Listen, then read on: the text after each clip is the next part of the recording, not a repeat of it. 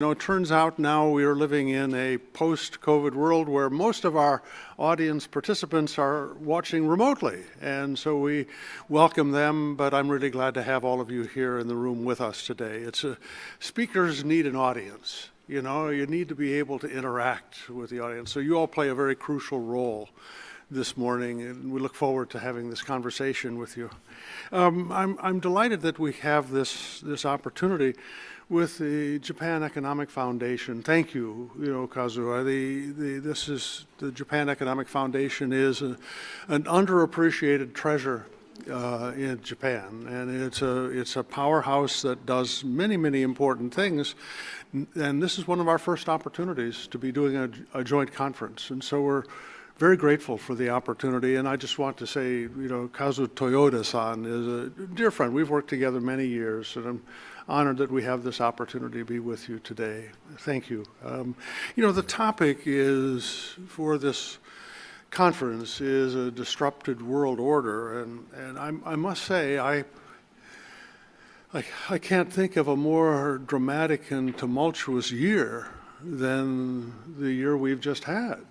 If you go back, we could pick up a dozen things, but first of all, obviously we have a war in Ukraine, and while the world has seen wars before, I don't think we've ever seen the mobilization of economic sanctions the way that they have been mobilized for this war. This is really unprecedented in the sweep and the scale of it, and it has raised lots and lots of questions. A lot of the world thinks that the international banking system is just a public utility, and it should be available, non-discriminatory. And here we're using it as one of the most important, powerful tools, in trying to deal with this outrageous war in Ukraine. This is a whole new thing. We're all going to have to think through, what does this mean? What does it mean for a global economic banking system? Is it going to lead to a bifurcation of that system? This is an issue we have to think through. We're still living through the aftershocks of COVID. And of course, the way that China decided to handle COVID created deep questions on the part of the business community about the reliability of supply chains. And we are seeing a profound reconfiguration of supply chains now. And it's partly because of COVID and the uncertainties of operating in China, but it's also partly China's policies that have introduced uncertainty for companies. How long can we be there? Can we make money? Will we be able to get it out? So huge questions like that. And, here in September, President Biden announced sweeping sanctions on semiconductors. Now, this is potentially a profound shift in a historic pattern. America's industrial policy, we don't say we're proud to say we don't have industrial policy, but we do, And our historic industrial policy was always, we'll protect our market for state-of-the-art technology, we'll release older technology to other countries, and then we will subsidize the investment in new technologies to stay ahead. That was our historic industrial policy. And I think Japan's is the same way. We share. All of a sudden now we're saying we're going to try to constrain semiconductors any way we can. And of course, American companies, Japanese companies, Korean companies, they're all saying, what is this? Where does this go? What does it mean?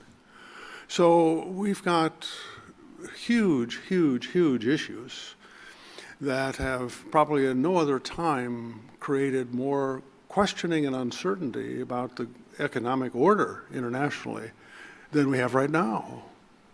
So this is a very timely conference. It's a very timely conference, and I'm really very grateful that we have this opportunity to be here with you. I think we're going to have 3 panels. Matt, you are in charge of this thing, so let me turn it over to you to figure out what. Oh, Toyoda-san, you're going to give some remarks first, and then we're going to get. So, would you please, with your warm applause, welcome to the stage Kazu Toyoda-san, my colleague.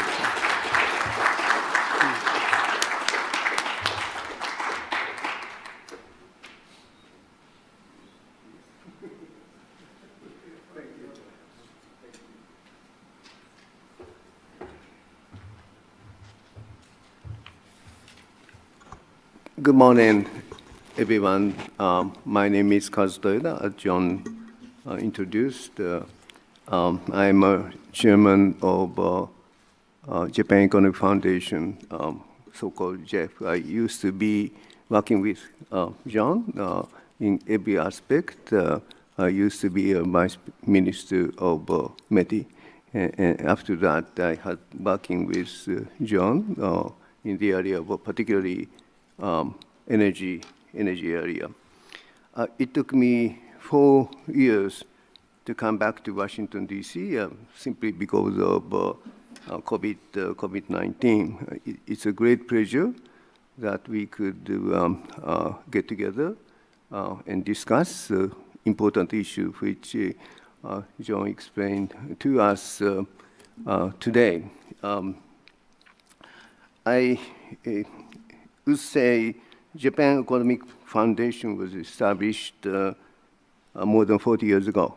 And the purpose of our foundation is to enhance communication between Japan, EU, and Asia with Japan.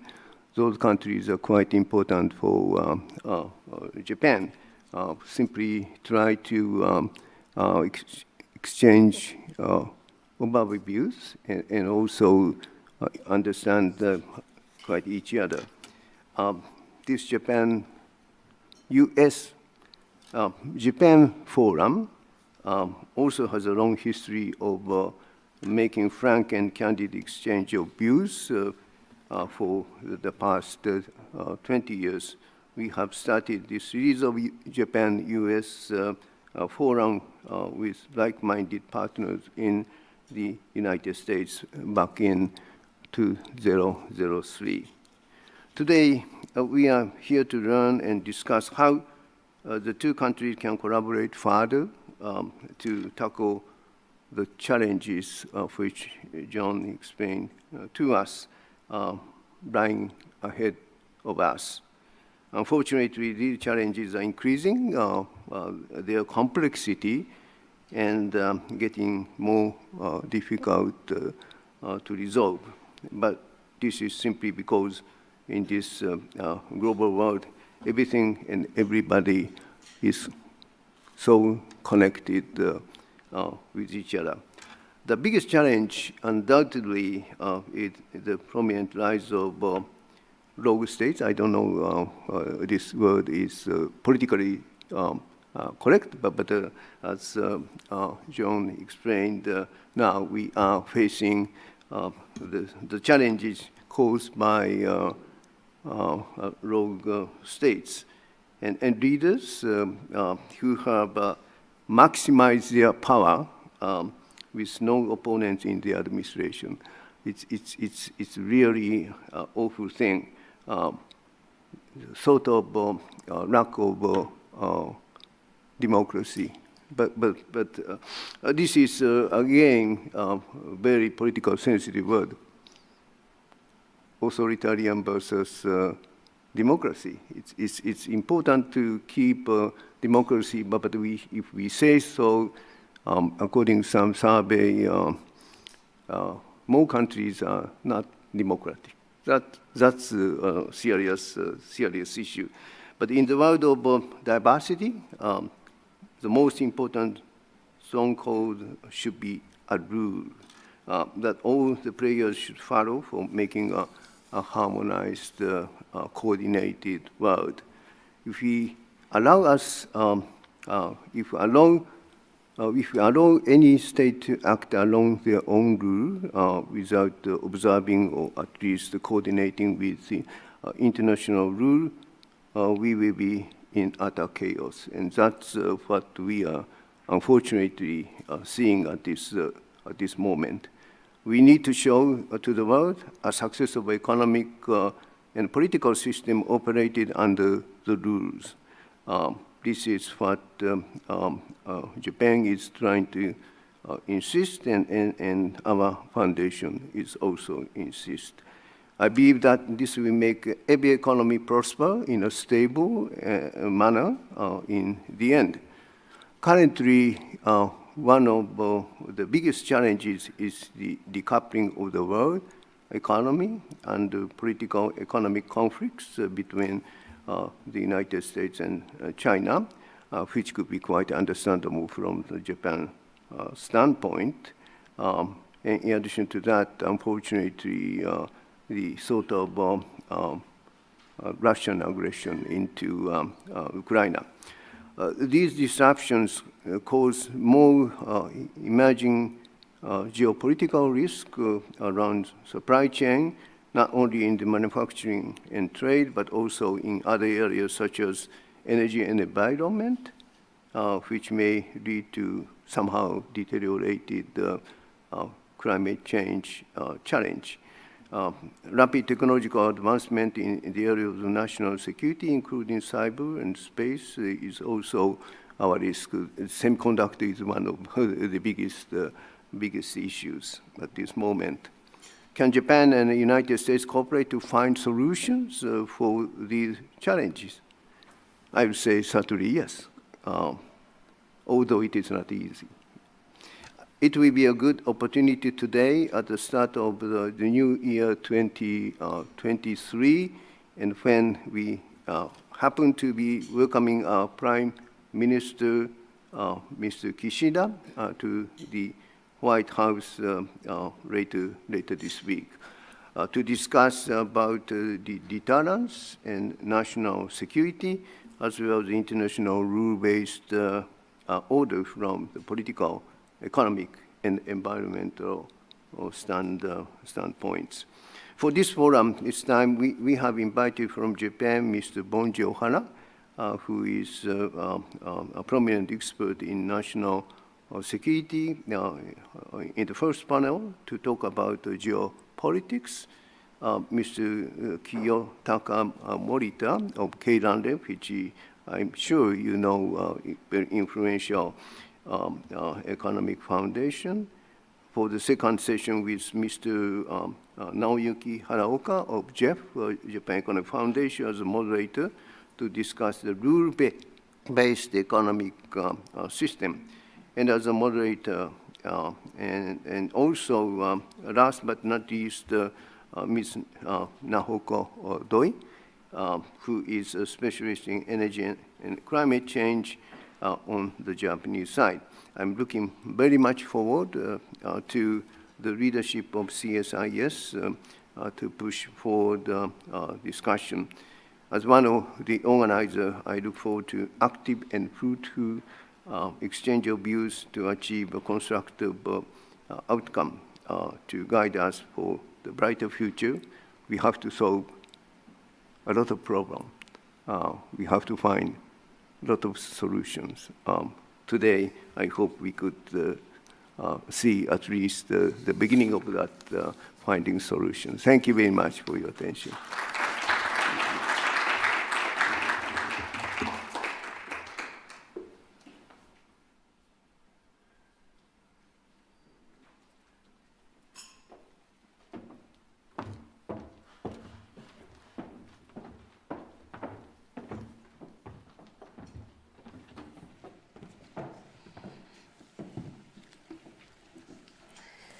Well, good morning, everyone, and welcome. And for our online audience, if you're not on the Eastern Time Zone, good afternoon and good evening. My name is Erin Murphy, and I'm the Deputy Director and Senior Fellow with the Economics Program here at CSIS. I'd like to make one administrative note before we begin. You will have all received a questionnaire. If you can make sure to fill that out before you leave and leave it in the center of your table, it would be greatly appreciated. So today, we're going to start this conference, and a big thank you to the Japan Economic Foundation for bringing us together. This session will be on the geopolitical implications and economic responses to the Ukraine crisis, so a very timely topic. The Ukraine crisis is nearly a year old and has occupied policymaker thinking to try to create an appropriate toolbox to help stop the war and to stem the issues that are emanating from the war, including on economic fallout from supply chain disruptions on food, gas, and other key commodities, and what the broader implications are for relations across the world. Our panelists will look at how allies, especially the US and Japan, but also NATO, can cooperate to improve the situation. How can the US and Japan combat growing authoritarianism, including in the Indo-Pacific? We'll also consider the broader dynamics looming in the background. When you think of Ukraine, you think of Russia, but there are certainly lessons learned in the Indo-Pacific region, especially for the growing power of China. The Russia-China relationship is also key here, especially as a recent summit between Xi Jinping and Vladimir Putin ended with them calling it a friendship without limits. What lessons can China learn from how we are targeting Russia in the Ukraine crisis?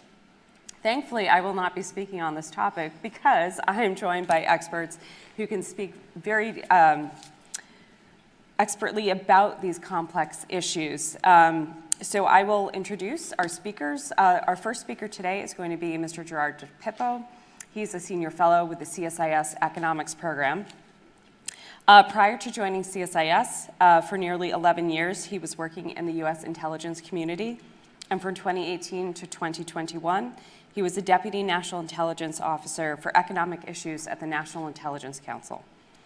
There, he led the IC's economic analysis of East Asia.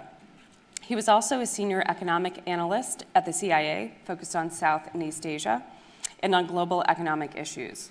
He holds a bachelor's degree on economics and philosophy from Dartmouth College. We're also joined by Mr. Bonji Ohara, who is a senior fellow with the Sasakawa Peace Foundation. He graduated from the National Defense Academy of Japan in 1985 and completed a master's program and master's degree of area study at the University of Tsukuba in 1998. He's a security expert, studying contemporary Chinese politics, Chinese security and defense policy, US-China relations, Japan and US alliance, and Japanese security policy. Mr. Ohara succeeded in the armed forces before joining NIDS in 2010, then IHS Janes in 2011, and then the Tokyo Foundation as Director of Research before assuming his position with the Sasakawa Peace Foundation. We're also joined by Dr. Kori Shaki from the American Enterprise Institute, where she's a senior fellow and the Director of Foreign Defense Policy Studies. Before joining AEI, Dr. Shaki was the Deputy Director General of the International Institute for Strategic Studies in London. She has had a distinguished career in government, working at the US State Department, the US Department of Defense, and the National Security Council at the White House. She has also taught at a number of world-class institutions. Dr. Shaki is the author of 5 books and has been widely published in policy journals and the popular press. She also has a PhD and MA in government and politics from the University of Maryland, as well as an MPM from the University of Maryland School of Public Policy. Her BA in international relations is from Stanford University. So as you can see, we have quite the panel today. So without further ado, I'm going to turn it over to Mr. Gerard DePippo to begin the panel discussion today. Thank you. Good morning, everyone. I thought I'd start by talking about the sanctions and the economic aspects we're dealing with here. As Dr. Hamre already said, we're dealing with an unprecedented set of sanctions against Russia and also a degree of multilateral cooperation at scale and speed that is also unprecedented. There are previous examples, of sanctioning Cuba or North Korea or Iran, which is bigger than those, but even those don't really compare to the scale of what's happening with the sanctions against Russia. The natural question people ask about the sanctions is, are they working? Are they effective? Which, of course, begs the question of, well, by what metric? What is the goal? And I'll posit that there were 3 more or less sequential goals of the sanctions.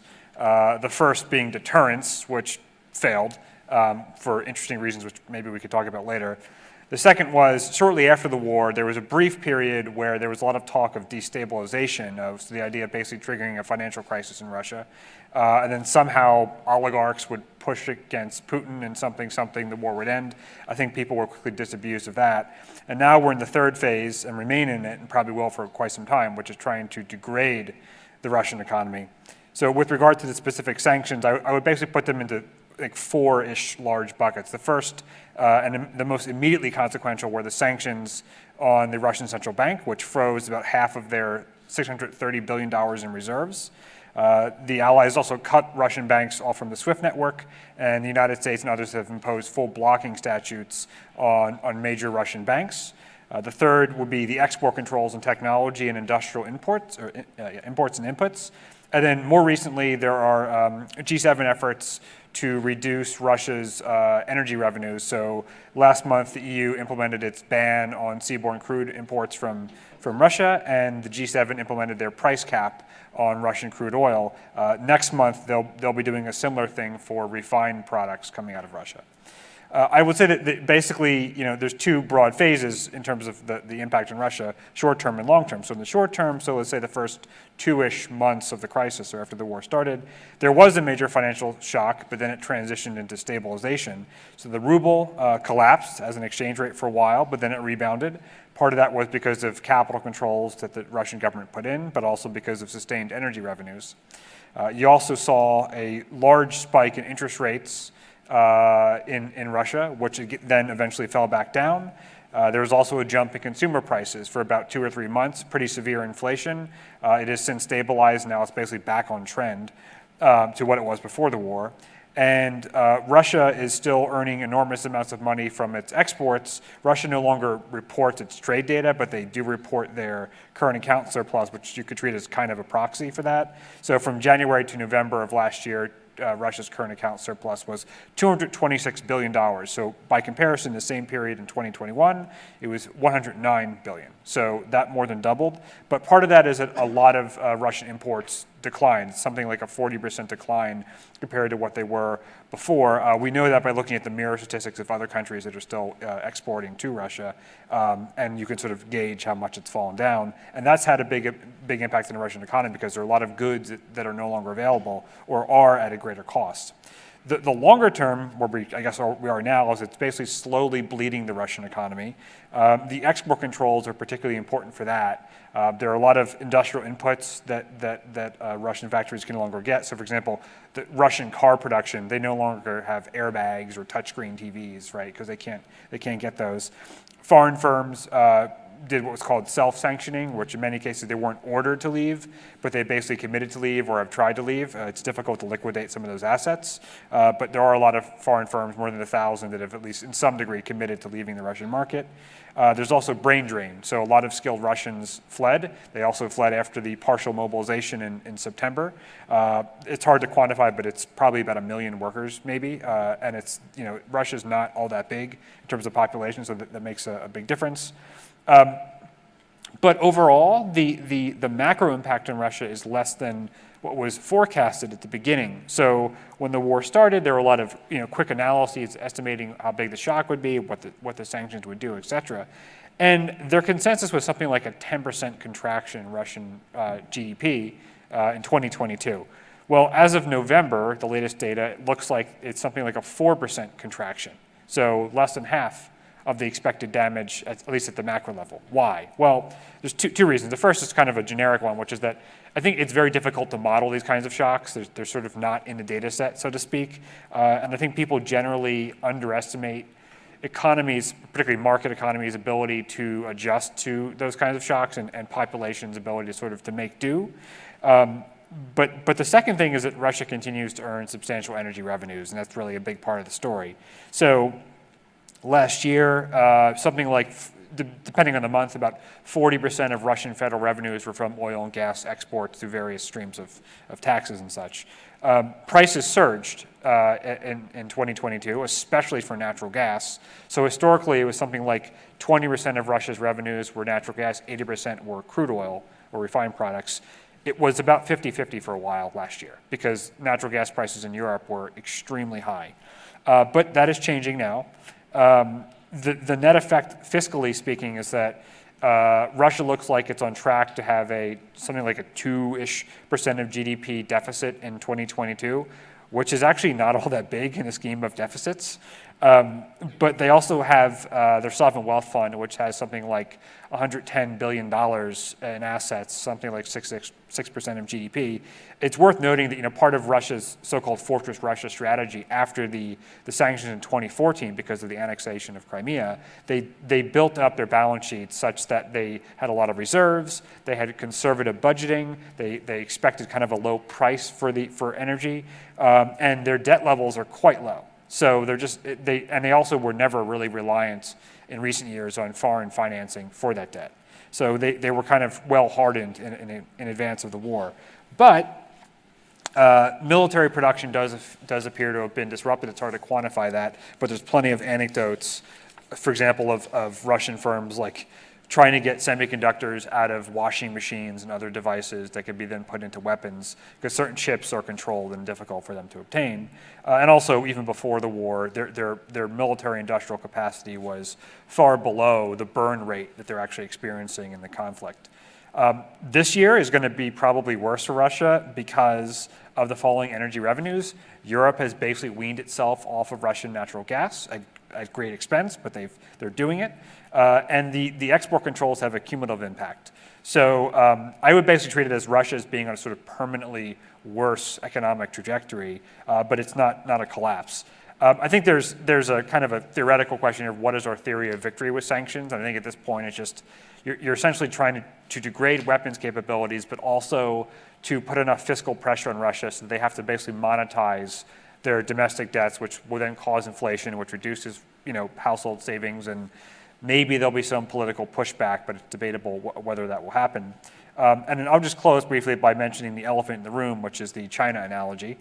As I said, Russia is the biggest, the major economy that we've sanctioned really since World War II, but China would be far bigger. So I'll just leave with a few stats as comparison.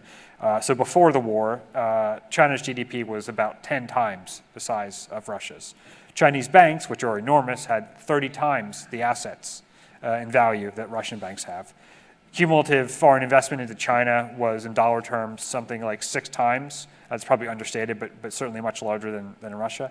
And maybe most importantly, China is the world's top manufacturer and the top exporter overall. So before the war, Russia accounted for something like 8% of energy exports globally. But China accounts for something like 20% of global manufacturing exports. So there's a difference in kind, which is one is a commodity exporter, one is producing manufactured goods, but there's also a difference in scale that is skewed heavily towards China's favor. And it's one thing to talk about stopping natural gas or a few trade codes worth of energy goods. In China's case, in terms of what is actually like essential or would be disruptive not to have, we're talking probably thousands of HS codes. There's so many goods they make. So it's an order of magnitude more complex. The Chinese government is aware of these risks, and they're working feverishly to try to mitigate the 3 core external vulnerabilities, which are foreign technology, semiconductors being probably the most salient, 2, commodity dependencies, and 3, the reliance on the US dollar, which we can talk more about. But I'll just close by saying that for that and other reasons, the geopolitical and geoeconomic business is booming. And I think, as Dr. Heimer said, we're in highly uncertain and unprecedented times. Thank you, Gerard. Next, we'll turn to Mr. Bonji Ohara, who also has a presentation for us. Thank you very much. And I have to apologize to all of you about something. First of all, for my poor English. I did not enter the high school. I did not learn the English grammar. I entered the JMSDF like Navy just after graduate from junior high school. I learned English on the USS Blue Ridge, the flagship of the US Navy 7th Fleet. So we should expect a lot of curse words, I guess, from you. I should also note that Mr. Ohara arrived last evening, and his English is perfect. So, also kudos to you for being up and early and presenting with us today. Okay, thank you very much. And the second is the Chairman Toyota ordered me to make briefing about the geopolitical issues. But I'm sorry, I think situation is much more complicated. So the third is also concerning second. And I cannot show you the clear view of the situation. But anyway, the Ukraine situation reminded us the all of the regions are connected. And for example, the Russia concerns the east side at the same time as they are focusing the west side. The Russia focused the Ukraine situation, but now the Russian military conduct some operations in the Okhotsk Sea because Russia afraid of that the Japan try to regain the northern territory, north of the Hokkaido by military means. So it also caused the Russia-China military cooperation. It is one of the, example. But now the China and other countries learns many lessons from the Ukraine war. And I raised some lessons on the screen.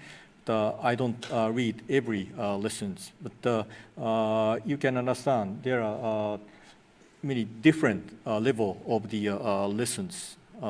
Some are in the regional, some are in the international issues. Also, we must understand the security is not only the traditional security issues, not only the military issues. And we also consider the weaponization of everything, weaponization of every means. It is the hybrid warfare, we call. And economic means is also very important items in the hybrid warfare. But so every means overlapped. So we are always consider the influence operation, but the means of the influence operation also include the economic means, economic sanctions and blockade operation. And in a peacetime, the disruption is also the one of the means. Also disinformation campaigns and also other jamming the communications, all the means. So it is not only the geopolitical issues. We also Ukraine situation makes Japan to change the mindset about the threat or the crisis. Before the Japanese government recognized the JSDF, self-defense force, cannot deal with the three directions. So if the China will be the main problems, then Japan has to keep good relations with Russia. But now the Japan cannot keep good relations with Russia, of course. Japan also cannot accept the Russian aggressive postures. So the Japan needed to change mindset. It is not only the geopolitical issues. So invasion on Ukraine is not only the European problems, but challenge to the international order. So the Japan can deal with the every aggressive postures. Attempt to change the status quo by forces, but not only by Japan itself. The cooperation with the United States are only ally of Japan, and also the other allies of the United States. So it is the fundamental change of the mindset of the Japan about the security issues.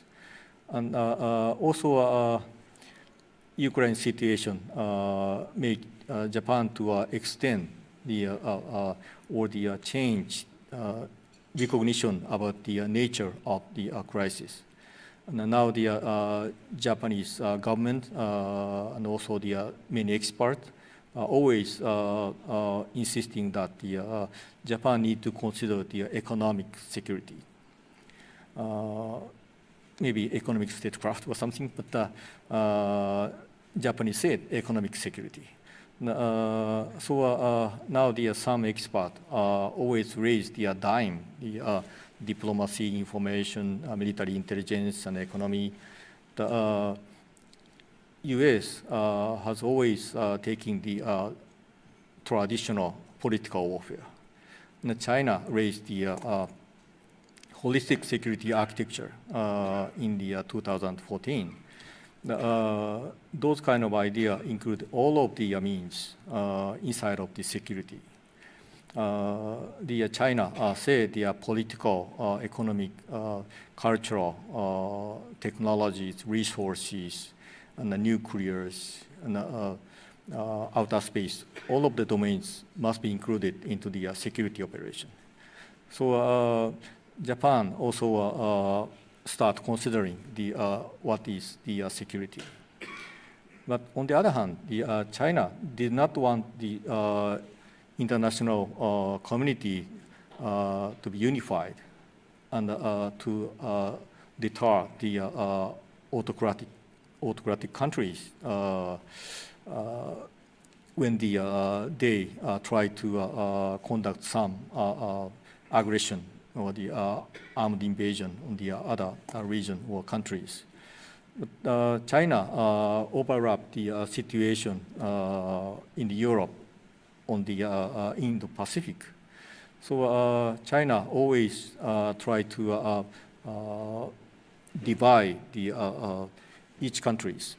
It is the main purpose of the Chinese influence operation against Japan and other countries, other allies of the United States.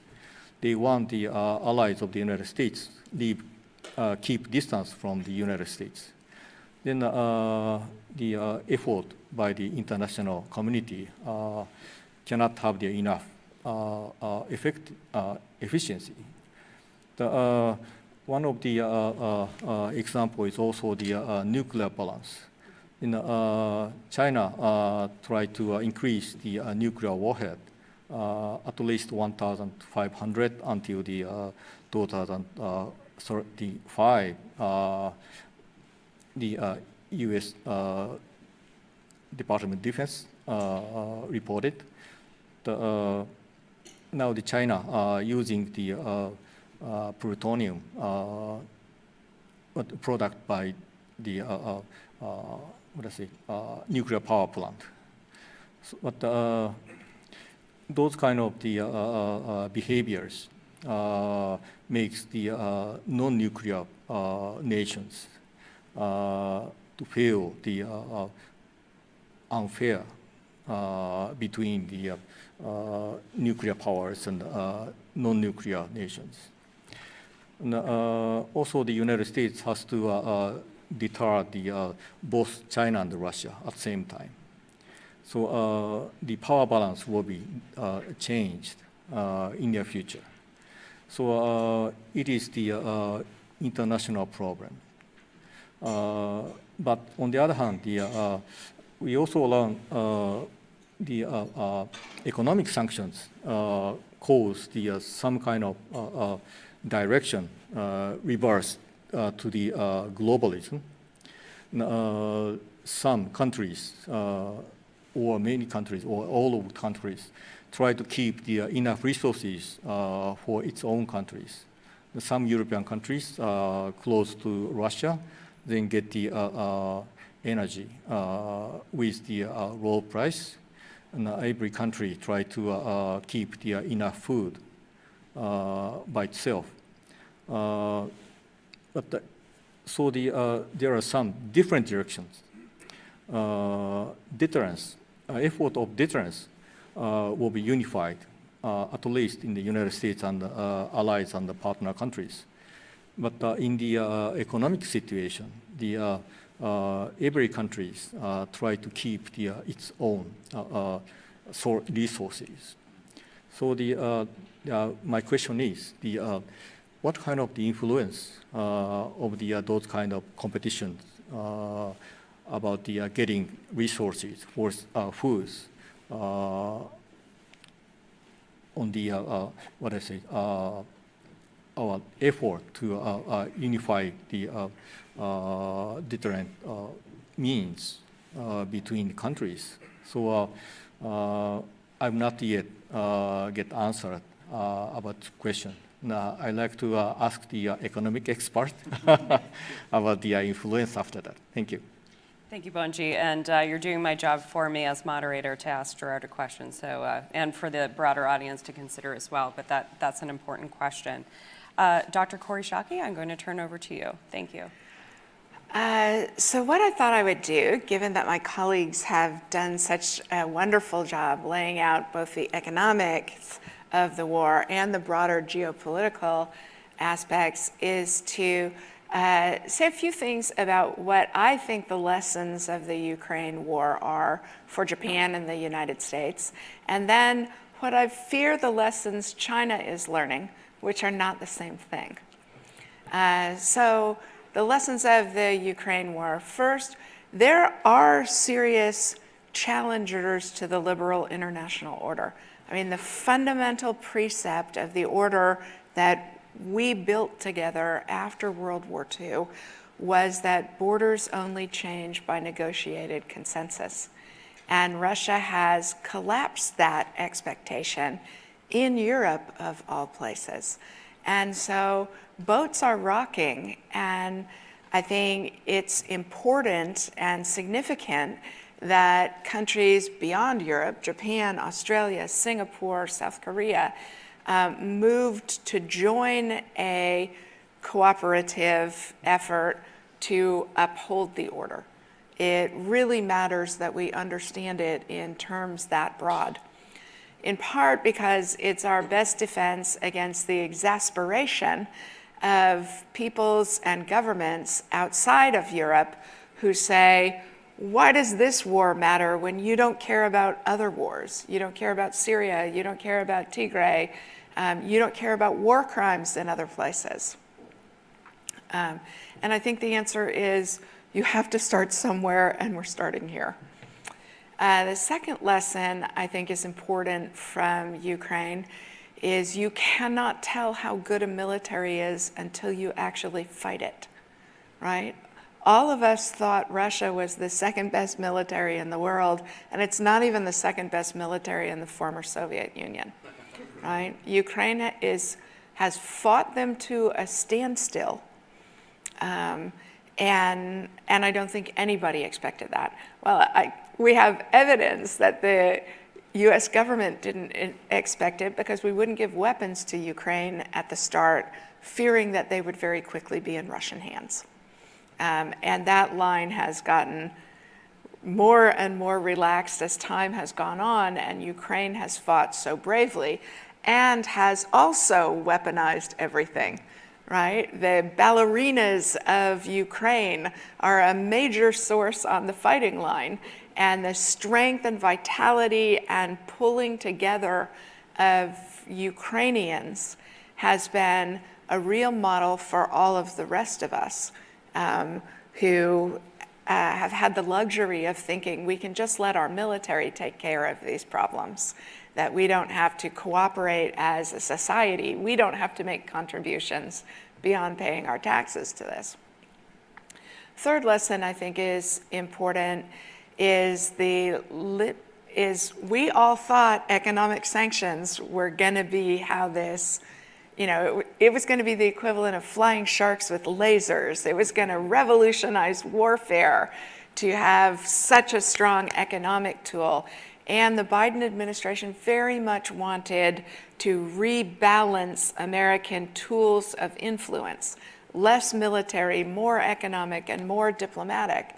And I think the sad truth is when countries really desperately want something, they're willing to fight for it, and we have to be willing to fight for what we want to accomplish, because as Gerard so nicely laid out for all of us, the complexities of the economies and markets' ability to adapt and institutions' ability to adapt are unpredictable and very much more difficult to control than the use of force is difficult to control. A fourth lesson, I so agree with Mr. O'Hara that nuclear deterrence is back on the table. All of us would like to pretend that nuclear weapons are of diminishing importance in the international order. And we may think that, but our adversaries don't. So China building up its nuclear stockpile to be larger than the American stockpile is something we have to worry about, especially since Russia and China have a treaty of unlimited friendship that they are continuing to defend. So, military force is back in spades, which is why the brave choices that Japan has been making in the last couple of years matter so much for deterring China and its aggressive intentions for overturning the liberal international order. One other narrower lesson coming out in military aspects is that just as we thought that economic tools were going to be definitive this war, we also thought cyber was going to be definitive this war. And it turns out that it is easier to take power plants offline, to prevent hospitals from serving people by blowing them up than by using elegant electronic means to work into their systems. It turns out that all of us, bad guys and good guys alike, have been making a lot of progress in thinking about how to blunt cyber as an effective domain in war. Two last lessons that I think we in the West are learning. One of my very favorite unexpected twists of the tragedies associated with Russia's invasion of Ukraine is seeing how civil society in free countries has mobilized outside of government encouragement or initiative. And that really is the superpower of freedom, right? That the hackers group Anonymous took down the Russian Ministry of Defense's website and published the names and contact information of everybody on the payroll of the Russian Defense Ministry. That Microsoft has contributed more than $400 million of assistance in helping Ukraine keep their government and other cyber systems clean of Russian influence. That even crazy Elon Musk, by donating Starlink terminals, was really important and continues to be really important in helping Ukraine remain connected and able to communicate. Teenage kids in Ukraine building apps that help the government identify and target Russian military movements, right?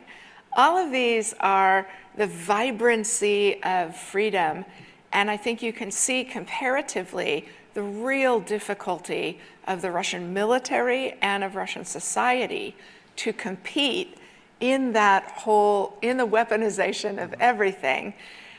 Just as we fear that technological innovation is facilitating authoritarianism, and it is in some ways, but these technologies are fundamentally democratizing, and the innovations of free societies are fundamentally democratizing. So we should not lose faith in our ability to uphold a messy, disputatious, voluntary, liberal international order. And the last lesson I think we should be learning, and it has to be a relief to America's allies, is that after the debacle of the Biden administration's abandonment of Afghanistan, it is such a relief to see that when the United States actually cares, we can organize and lead major international efforts to preserve and defend the liberal order. Secretary Austin gets together once a month with 50 of his counterparts to hear from Ukraine what assistance they need and to provide it. The G7 has been extraordinary in aligning economic policies and in bringing that alignment into the G20. And that's really important. Free societies are slow to mobilize, but they're extraordinarily enduring in commitments because, of course, you have to win the domestic political argument in free societies before you commit. Okay, what am I worried the Chinese are learning that's different than that? First, that if you act fast, you may be able to outrun the free societies, having our domestic debates and organizing ourselves and aligning our policies to common action. So I think that's one lesson I'm nervous about them learning. A second is nuclear deterrence actually works. The United States and other countries are not risking our own troops for the defense of Ukraine. This is a long way short of George H.W. Bush after Iraq invaded Kuwait in 1990 saying this will not stand. So the Chinese nuclear buildup is to try and prevent the rest of us from intervening with conventional forces to defend the order, or even they may even hope to defend our allies. Third lesson I fear the Chinese are learning, Gerard already outlined, which is that they are so influential in global supply chains and have been for about the last 10 years the engine of global economic growth. So they may think we won't pull the trigger on any significant economic sanctions against China should they lurch for Taiwan or continue to militarize the South China Sea, continue to harass the Philippines, Vietnam, others of us. So I think we ought to be genuinely worried about that. I am pleased, though, that it looks like the combination of the pandemic and malevolent Chinese behavior means the rest of us begin to emulate what Japan did after China cut off your access to rare earths in 2010, which is look to friendly countries, as Japan did to rare earths mining and processing in Australia. We need to get into the business of making our supply chains at least redundant and probably even solely reliant on countries that share our values and our security interests, because I think that's another lesson China could learn, that they may try and do on a grand scale what they tried to do to Japan after the fishing dispute in 2010. And the model that Japan practiced then, I think, is where all of us are headed. And not just government-initiated effort. I mean, I was pleased to see that Apple, whose over 95% of their production is in China, and I saw that Apple's leadership had committed to reduce that by 25% in the next 2 years.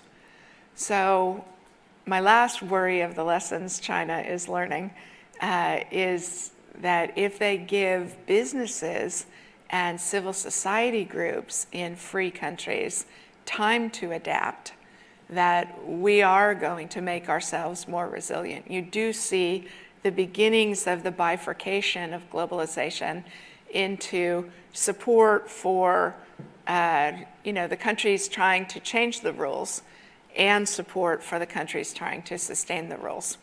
I'll end on a hopeful note, though, and I'm prepared to be corrected by my colleagues who know more about the economics of this than I do. But it looks to me like, despite the Chinese government's ardent support for Russia and its invasion and war crimes in Ukraine, that China's banks aren't bankrolling this undertaking because they don't want to run the risk of being sanctioned. And Russia's having to go to North Korea for artillery shells and to Iran for drones. They're not getting those things from China, despite a friendship without limits. So we shouldn't underestimate our own strength in confronting China. And we shouldn't be as so worried about what China may do that we talk ourselves into underestimating our own strength. Because at the end of the day, the cooperation among free countries built the order and has the strength to sustain the order. Thank you, Dr. Shockey. This has been an emotional roller coaster where we've had the fuel for nightmares, but also the bright spots that you're talking about from civil society and from all our speakers on civil society, working with partners and allies and like-minded countries, and also on the supply chain diversification, and also pleasant surprises from countries of concern. I think we're going to go right back into the stuff of nightmares with our Q&A. So we have about 20 minutes. Of course, I'm going to take moderator privilege and ask a question, but then turn to the audience. When I ask the audience to ask questions, please use a microphone so our online audience can hear, and please keep it brief. So Gerard, I'm going to turn to you first. You talk about in your discussion how Russia has been able to not exactly skirt sanctions, but be able to kind of live with them. And of course, Dr. Shockey has talked about the lessons that China has learned, as you have as well. What are the lessons for those implementing sanctions for using it as a deterrent? For deterrence specifically, I mean, a few things. The first is they need to be clear and credible, right? So ahead of the invasion, the U.S. government was warning of sanctions, but actually we undersold what we would end up doing. European governments were frankly not prepared to believe the intelligence that the United States was saying. I've heard from several people actually that there was planning, but it wasn't actually planning for what ended up happening. So there was a scramble after the war started to come up with new measures, including the sanctions on the Russian central bank. So I think the first lesson is coordinate with allies, do it early, do contingency planning, don't wait until after the war starts. I think we've learned, it's another example of financial sanctions can be very powerful, but you find some workarounds.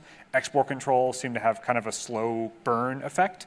And finally, I would say that economic sanctions are never going to be a substitute for military deterrence. They might supplement it, but they don't replace it. I think there's a separate but related question of, was Putin deterrable? There was a Financial Times report about a month ago saying that he was briefed by his central bank governor and some other officials about a week or two before the war of how bad it was going to be. And in fact, their forecast of the sanctions impact was probably worse than it ended up being. And he said, okay, I don't care, we're going anyway. I think a very important variable, though, is that Putin believed, as many others did, that the war would be fairly quick and that he would win.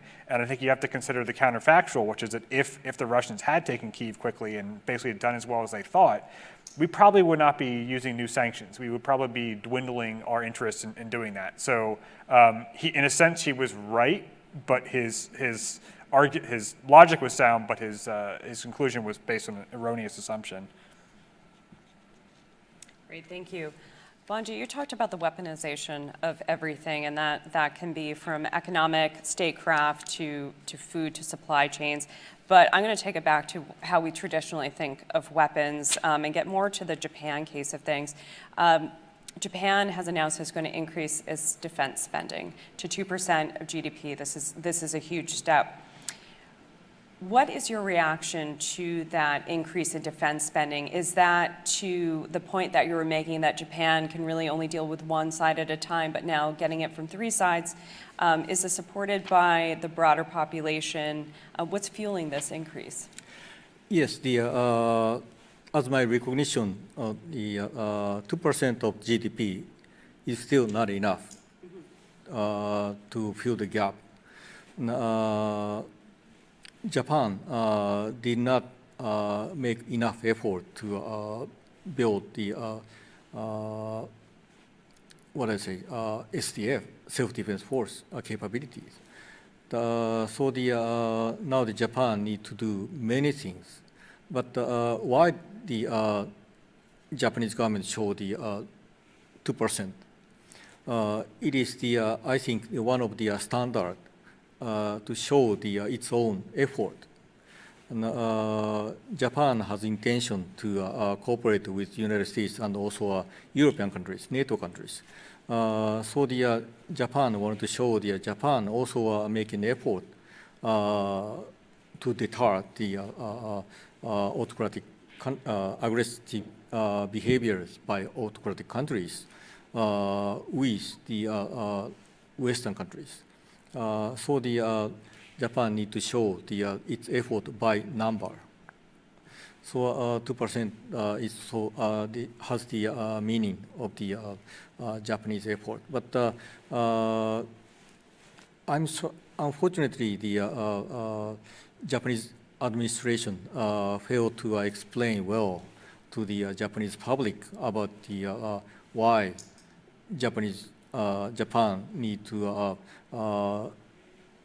have the strike capabilities, and also that kind of weapons like Tomahawk or some kind of other missiles.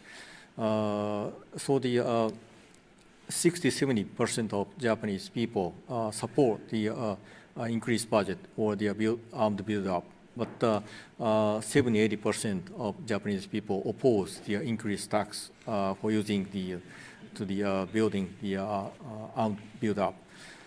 So Japanese people also start understanding the situation, but we need to explain or show visualize our effort to the Japanese people. I think. Everyone loves taxes. Thank you for that. Dr. Shockey, in your discussion, I think you've highlighted a lot of surprises that perhaps the global community wasn't expecting in the Ukraine crisis, including the power of civil society. I think we've seen this across the globe, whether it's in Hong Kong or in Myanmar, but I think what's happening in Ukraine has, I think, really surprised people and really garnered a lot of hearts and minds support from across the world. And those are programs, civil society building programs, something that the U.S. is actually quite decent at. That's something we're good at, and with partners. So I think turning this to the NATO alliance, and that is NATO meeting that moment. We usually think of the alliance in a military way, but is the alliance meeting that moment? Are they overreacting militarily? Are they being flexible in calibrating to what the situation on the ground is? It's such a great question, and you're right. NATO as a military alliance committed to the common defense of its countries doesn't have a lot of the tools to levy economic sanctions and doesn't have all of the membership. But I think it was significant that at the NATO summit, Japan's prime minister and Australia's and South Korea's were invited, and I expect will be invited at every future NATO summit, because what we're seeing is the convergence of like-minded countries committed to upholding an order that benefits us all, and actually even benefits our adversaries. If I had been asked to bet whether Germany would within a single year be able to eliminate its reliance on Russian energy, I wouldn't have bet 25 cents on that proposition. So I do think NATO allies are meeting the moment. And, you know, an alliance of 30 countries is an unwieldy organization. And yet, even countries like Hungary, who are suspect in their loyalties, have held the line on sanctions and have held the line on common action. And I think it's a measure of the extent to which NATO has moved ourselves past the narcissism of small differences, right? The things that we all love to argue about.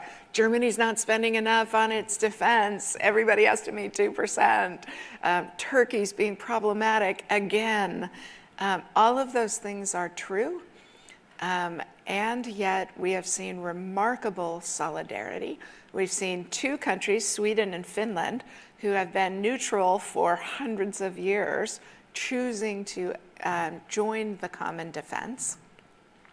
And we're having the typical arguments about how to make that happen. But yeah, I actually think the NATO countries have done a remarkably good job of pulling together. And it's not surprising that they do it because we're all scared.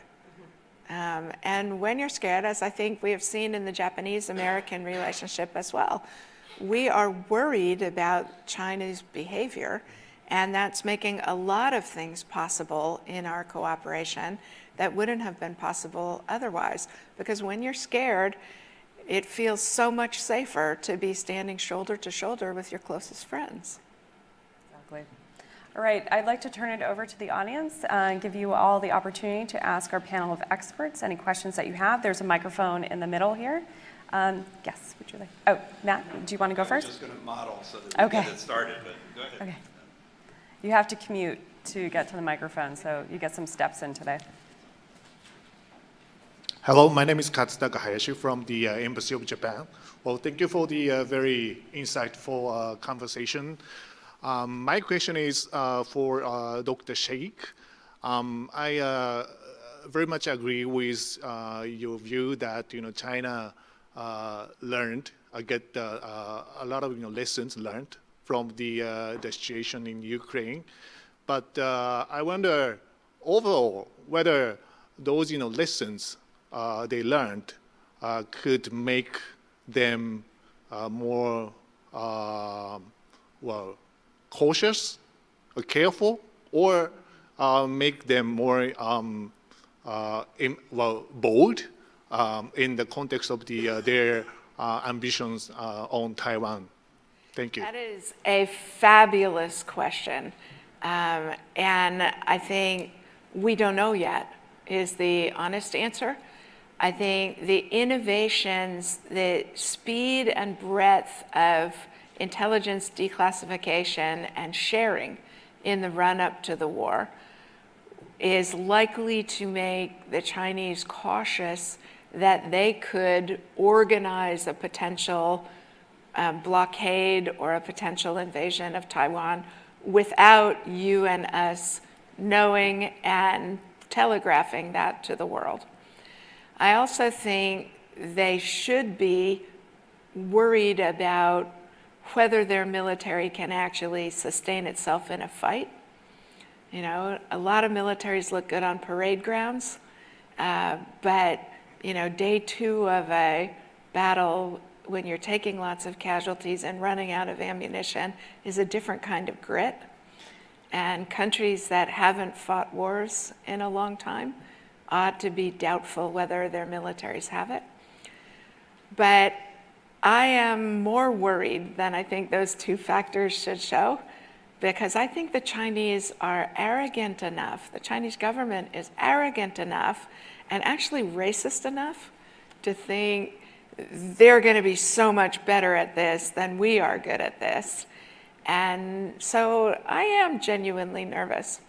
What I think I have seen in Chinese moves over the last 10 years is they are incredibly aggressive, but they tend to go in small increments to determine whether you and we are going to react to them. And when we don't react strongly, as we did not with the building of islands in the South China Sea and the militarization of those islands, then they keep going. And so the challenge for us will be, we actually need to be proactive and to increase the clarity and the credibility of our deterrent signals to make sure that the Chinese so that they don't fail to understand what we will be willing to do to defend ourselves and defend our allies and defend our interests. But it's exactly the right strategic question. Thank you. Other questions? Actually do have a question. I did want to model and keep the conversation going, but I actually have a genuine question. Matthew Goodman at CSIS. Great conversation. I really learned a lot already. I mean, one of the surprises to me from Ukraine is how it seems as though, you know, in Washington and in Tokyo and in other partner countries, we see all of these problems as kind of one theater, to use the sort of military term. I think, you know, going into this, I would have sort of presumed that a land war in Europe would have caused Washington to become sort of very focused on just that problem. And, you know, we have a sort of transatlantic bias. This is a Rodney Dangerfield comment from an Indo-Pacific focused person, that people here still seem to be more focused on Europe, you know, 75 years after the war and all the other things that we've had to deal with in Europe. So there, I would have presumed that the US would have been sort of distracted by the Europe thing and ignoring the Indo-Pacific or the rest of the world, but that doesn't seem to be the case. There's still a lot of conversation and buzz about what's going on in Asia. And for Tokyo, I could have imagined, you know, Japan seeing the US as distracted and not paying enough attention to problems in their region. So I guess that's a comment, but it's also folks have touched on this, I think, a little bit, but I'm interested in kind of all the panelists' perspective on whether they see that as well as surprising, or, you know, what's behind that. Why is this different from, you know, we had to pivot in the Obama administration because we were so distracted in the Middle East. This feels like nobody's talking about pivoting. It's all one problem. Sure, please. I think that's right. You know, dominant powers don't have the luxury of pivoting from one theater to another. You actually have to sustain the advantageous circumstances you've created. So I always hated the notion of pivoting to Asia because, first of all, we were already engaged in Asia in important ways, and it created an anxiety about abandonment from America's allies in other places. What I think, but I share your assessment that Washington has not lost focus on the other things it needs to do, and that's wonderful. My explanation, my theory of the case, is that Russia's invasion of Ukraine shocked us into seriousness. A reminder that, you know, war, you know, we may not be interested in war, but it may still be interested in us. And that America's adversaries, those countries, even though they are beneficiaries of this international order, are seeking to wrench it away from mutually beneficial outcomes to preferentially beneficial outcomes for them. And I think that shock to seriousness is part of why you saw Congress add $48 billion to the Biden administration's defense budget last year. I think it has a lot to do with the new Japanese national security strategy, the change in defense spending. I mean, the seriousness emanating out of Japan's national security institutions is really palpable. So I think you're right that it's pleasantly surprising that we can do more than one thing at once. But in fact, that's not too much to expect from the dominant power in the international order. Anybody else? I'll say two things to that. One, there are trade-offs. Munitions that would have been going to Taiwan are now going to be front-loaded going to Ukraine. And despite a lot of talk about the need to boost the defense industrial base, I've not seen any serious action, really any viable estimates of what that would cost to get us anything close to sort of burn rate production. So there is a trade-off, and we are pivoting in a sense. The other thing is strategically, you know, history is full of contingencies. And I think one to consider is what would have happened if China would have responded to the Russian invasion by reaffirming its supposed and generally fairly sincere view of sovereignty, how it sees itself at least. They could have condemned it.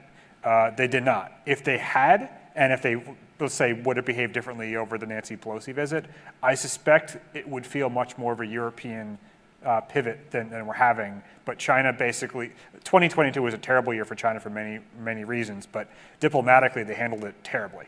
So I think that's part of why we're sort of dealing with the dual front mentality. Great points. Did you have a comment? China recognized our preparation or the re-establishment of the supply chain as a kind of economic sanction. Now, we are also trying to exclude the unfair business from our market, but China recognized it is also the sanction. It looks the United States still try to make balance, means the not pressure too much, because if China recognize the opportunity of window is closing in the future, then President Xi may decide the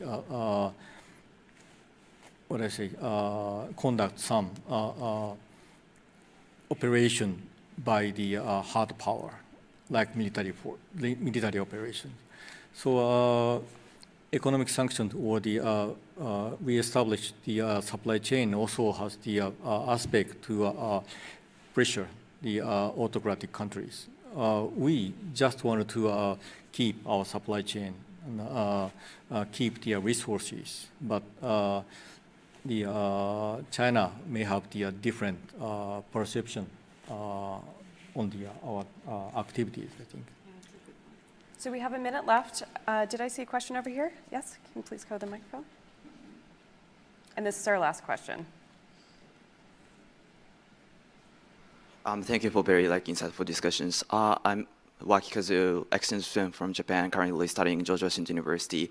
I have a questions about nuclear deterrence issues.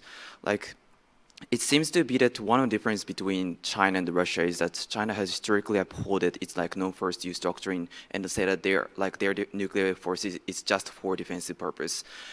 What I like to know is that your assessment of these unique factors on Chinese nuclear deterrence against current background. Do you think that current rapid nuclear build-up of China and articulations of a strong system of strategic deterrence in the work report to 12th National Party Congress would mark Chinese departure from historical defense nuclear doctrines? And I just wanted to know how these unique factors would affect the efficiency of Chinese nuclear deterrence in comparison to the Russia, and what would be its implications on US-Japan security cooperations in dealing with Chinese nuclear issues. I'd like to know this point. Thank you. Yeah. Nuclear deterrence is the problem of the perception. China is always afraid of that the Chinese nuclear deterrence against the United States is not enough. So China established the A2AD structures when the deterrence against the United States may broke in the future. But from our perspective, if the China increased nuclear warhead until 1,500, now the United States and Russia can use the 1,550 nuclear warhead in the operation.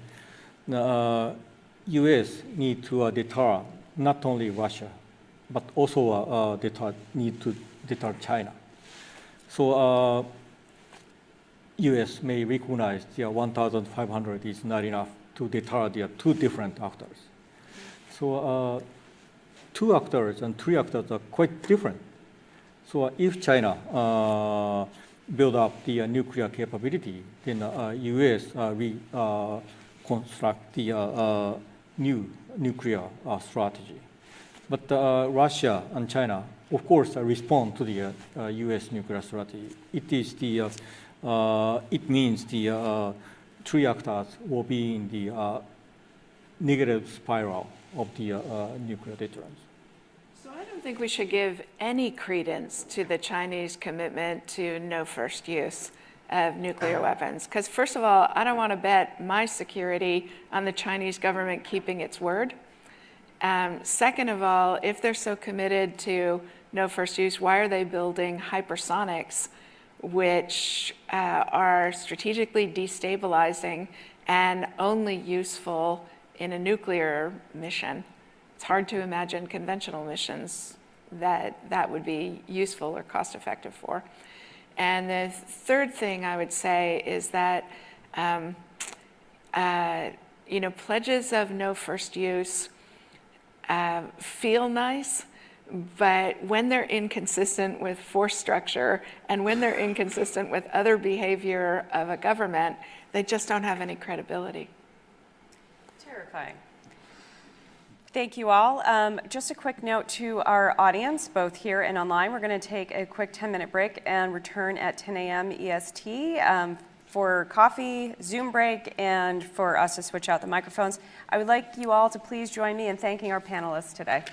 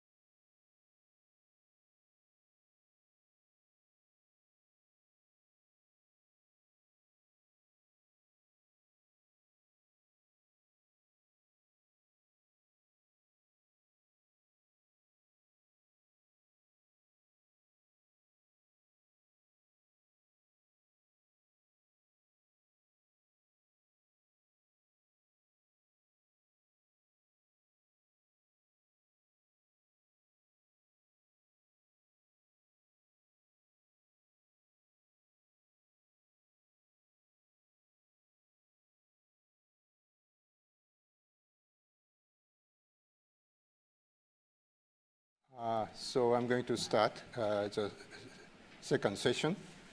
My name is Naoyuki Haraoka, Executive Managing Director of Japan Economic Foundation. It's my great honor and great pleasure to moderate this session because, this session could provide you sort of a solution to the current uncertain situation. Rule-based international economic system could be, I think, a good solution to reduce uncertainty and also, to restore globalization. Nobody in this room would disagree to that globalization has achieved so many good things: prosperity, peace, stability, and so I think this is to be restored, and that could lead to the modification of the crisis, which we are now unfortunately confronting in our front. And I'm also happy to be a moderator of this session because we, JEF, recently published a report on the rule-based international economic system. Unfortunately, it's written in Japanese. However, the essence of the report, which is called Policy Recommendation, is available on our website. It's available for July-August issue of our English bi-monthly policy promotion magazine, Japan Spotlight. So I would like you to have a look at it, and then you will find what kind of thoughts we have on this issue. Having said so, having listened to the previous session, I thought it would be truly important for us to have a interdisciplinary approach to the whole issue. Unfortunately, today, politics and economics are related to each other, and we cannot separate them from each other. In this situation, it's not relevant to take sort of a silo approach. We should have more, interdisciplinary and, wide scope, so-called holistic approach to the issue. However, I guess, certainly on the trade policy, there are lots of diversified expectations coming up, not only economic security issue, but also environment and human rights and labor standards and digital economy and so on. So the trade policy is now certainly at the face of the challenging situation. However, on behalf of economists, I think we should, what shall I say, have a, as narrow definition as possible on some non-economic issues such as security or human rights and so on. Perhaps we will proceed the discussion to see how this is relevant to the current situation or not. And I'm going to move to the introduction of the distinguished panelists. First, Mr. Morita, sitting next to me. He's a distinguished trade policy expert of Japan Business Federation. And actually, he's been a key person in drafting our policy recommendation of the report which I mentioned. That was, mostly organized on the first half of last year. So I look forward to listening to his presentation on overall trade policy issue. And second, Dr. Lovely from PIIE, Peterson Institute. I've heard she's a good expert, distinguished expert on trade and security, economic security issues, which certainly would be the core part of our discussion today. And lastly, not the least, of course, Mr. Goodman, of course, all of you know, the Vice President of CSIS, and he kindly also took part in partly our discussion on rule-based international economic system, which was organized online and last year. So I truly look forward to his presentation on the various issues which we discussed in, like CPTPP and RCEP, IPEF, and so on. Some sort of the regional agreements, initiatives in the Asia-Pacific area. Okay, having said so, I'm going to give a floor to first Mr. Morita in your presentation. Maximum 10 minutes, and hopefully 7-8 minutes. Yes.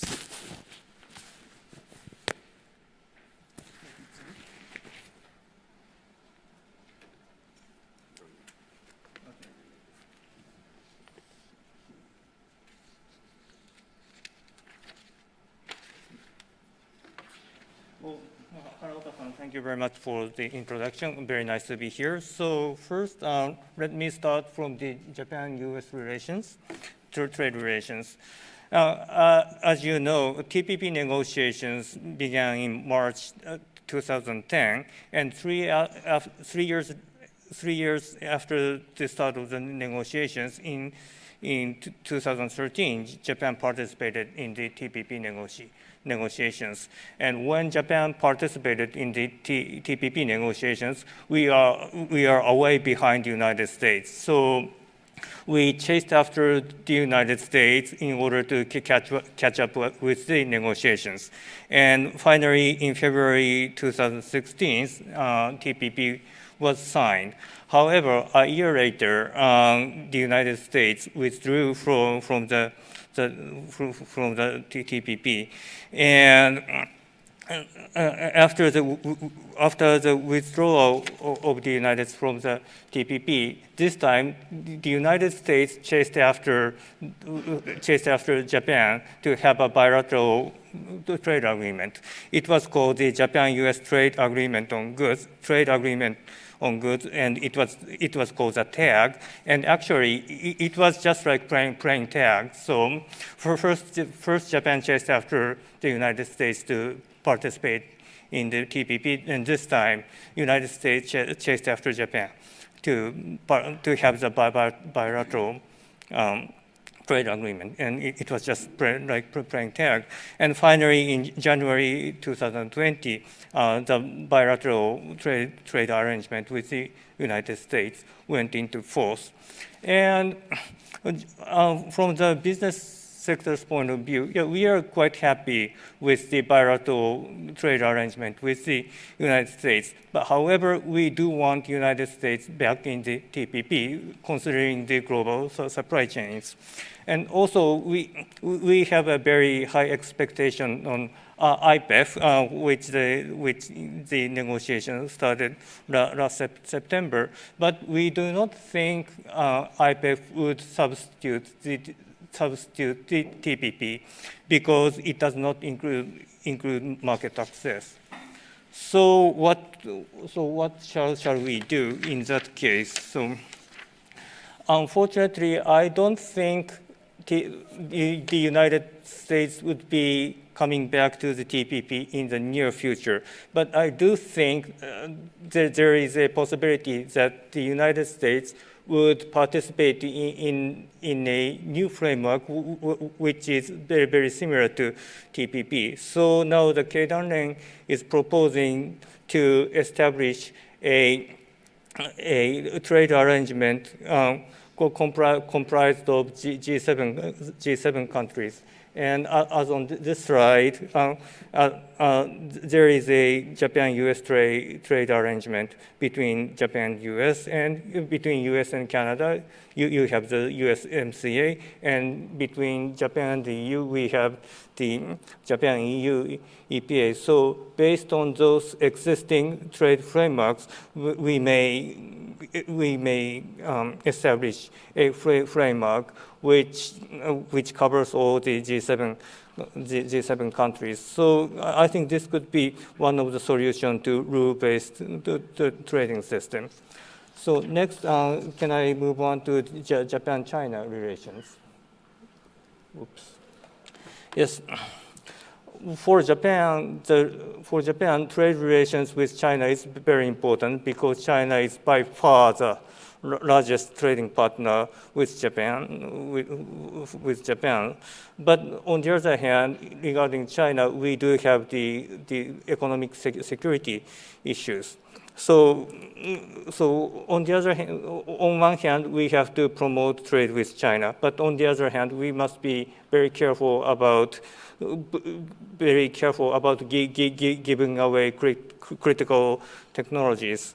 And as you know, we have the RCEP agreement with China. It went into force last year, and many Japanese companies are utilizing the RCEP. And I think RCEP may contribute not only to free trade, but also to economic security. For example, RCEP has clauses on prohibition of compulsory technology transfer requirements, and in the digital sector, it has a clause on prohibition of data localization requirements. And those clauses could contribute to economic security if and only if China implements the RCEP in a proper way. Next, yes. Next, relations with China regarding the TPP. And I think the answer is quite clear. First, we want the United States back in the TPP before starting any sort of talks with China. And put it in a very diplomatic words, we do welcome China in the CPTPP if China is ready to comply with the high standards of the CPTPP. And we think the level of ambition of RCEP is not enough, and China has to comply with the high ambition of the CPTPP. So I think the answer is clear here. And the next point is the relation with China regarding the human rights issues. And human rights issues in Xinjiang is a concern for both Japan and the US. And I think targeted sanctions on entities and officials involved in human rights infringement, such as the sanctions under the Global Magnitsky Act of the United States, can be very effective. And on the other hand, import control under the UFLPA shall be implemented in a way not overburdensome for importers. And I understand that our Trade Minister Nishimura-san visited the United States last week, and he had a very intensive talk with the U.S. government officials. And we anticipate for the outcome of the discussions. And last but not least, the WTO issues. I think WTO plays a key role in providing multilateral rule-based trading systems. And for the interest of time, I've just mentioned that the appellate body issues must be solved. And I will leave the details for the free discussion. So I will stop here. Thank you very much. Thank you so much, Mr. Morita, for this excellent presentation on the various issues in trade policy. So next is Dr. Lovely. Please, yes, you have floor. Thank you very much. Good morning. It's a pleasure to be here. Mr. Morita just gave us a very useful overview of U.S.-Japan relations and then Japan-China relations. And I think that's a very nice way to segue into my comments, which really focus on the U.S. and IPEF.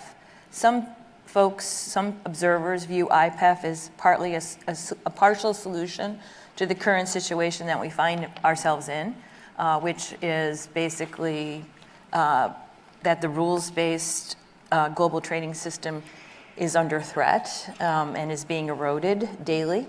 But in my view, I think IPEF is potentially more of another way to erode the global trading system, and therefore is a bit more of a danger than a solution. So I'm going to try to explain and also offer the view that I think Japan plays a crucial role in determining whether IPEF is in fact helpful or a hindrance. So some of us may be forgiven for longing for the good old bad days when the problems facing the WTO seem merely intractable. 5 years ago, there was the belief that a deal could be struck with the United States that would permit the appellate body to again function effectively. 4 years ago, we were startled by the capriciousness of the Trump-era tariffs on China and the resulting Chinese retaliation. But many of us at that time still anticipated that some rollback of those tariffs was possible through negotiation. Only 3 years ago, aided by significant diplomatic energy and investment from Japan, the US, the EU, and Japan agreed on a joint statement on subsidy disciplines. Alas, any hopes we had, as quixotic as they appeared at the time to some, were not without foundation. The US remained in the game, the US and China were talking, Japan was taking an active leadership role, and solutions existed even if they were obviously hard to reach. The current trade policy landscape is vastly different, in my view. The appellate body remains unable to function. Trump-era tariffs remain in place. Nothing has been done to discipline industrial subsidies. In fact, we're now all embracing subsidies. Indeed, since 2020, the ability of the WTO to constrain national trade policies has been further eroded. China abruptly removed access to its market for Australia and Lithuanian exporters. More recently, the Biden administration strongly condemned WTO ruling that former President Trump violated global trade rules in 2018 when he invoked national security concerns to justify tariffs on steel and aluminum products from around the world. The U.S. made clear that it would not remove the duties and that the WTO dispute settlement system remained in need of fundamental reform. Needed reform is unlikely to occur anytime soon. Despite continued lip service by both the US and China, supporting a rules-based global trade system, each country pursues policies that run counter to its maintenance. US-China bilateral tensions now completely overshadow prospects for WTO reform. In this environment, countries are looking at forming or deepening regional agreements and intensifying activities within regional supply chains. Some observers are not concerned. In fact, some believe such regional agreements are preferable to a revitalized WTO, while others view them as a step toward a revitalized WTO. In my view, a divided world of regional blocs is a poor substitute for a revitalized WTO. That's sort of an old theme we always talked about back when I was teaching trade theory at Syracuse University, but I think it goes farther in these days, and I hope I can explain why. Regional agreements have long been broadly consistent with countries' obligations to the WTO. Perhaps a blind eye was turned by the WTO to preferential trade agreements that failed to meet the test of liberalizing substantially all trade.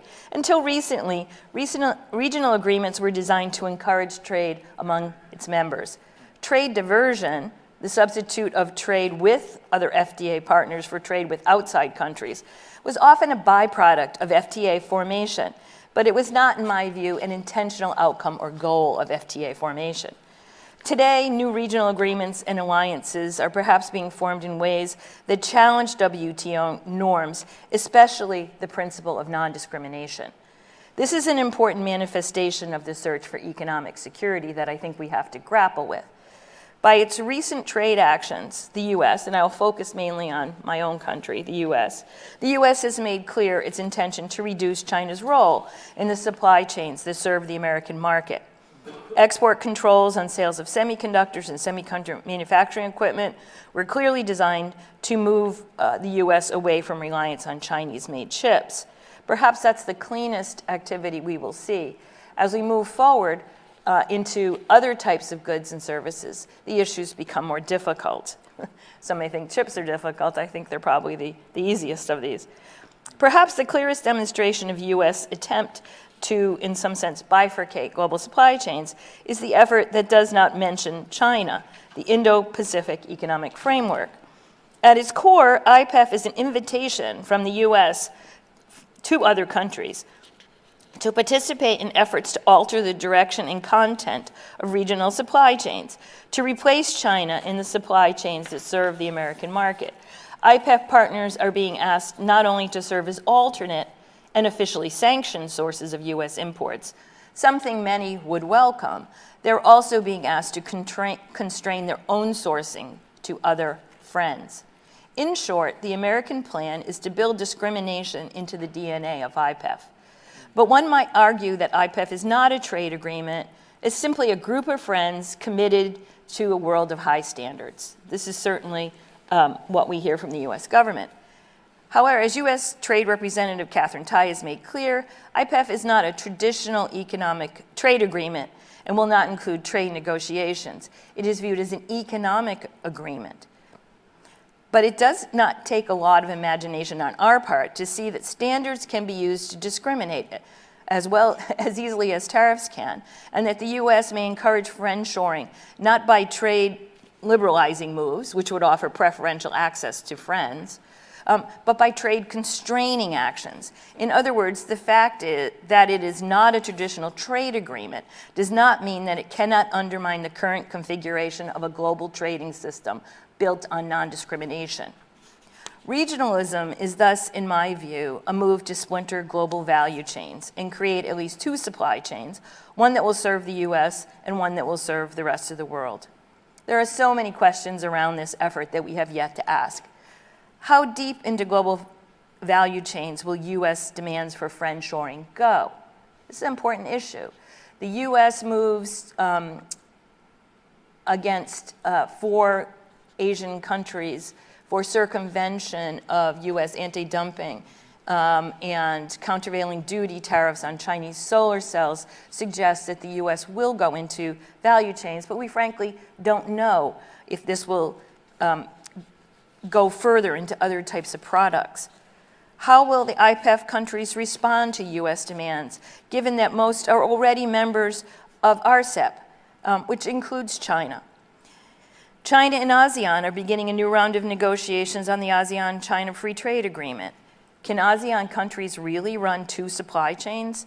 And how will Europe react and want to act with China? All very important questions that we really don't have any clear indication of what the U.S. government position is, or even what we as economists and observers believe would be the right path. This session, of course, focuses on Japan and U.S. and economic security.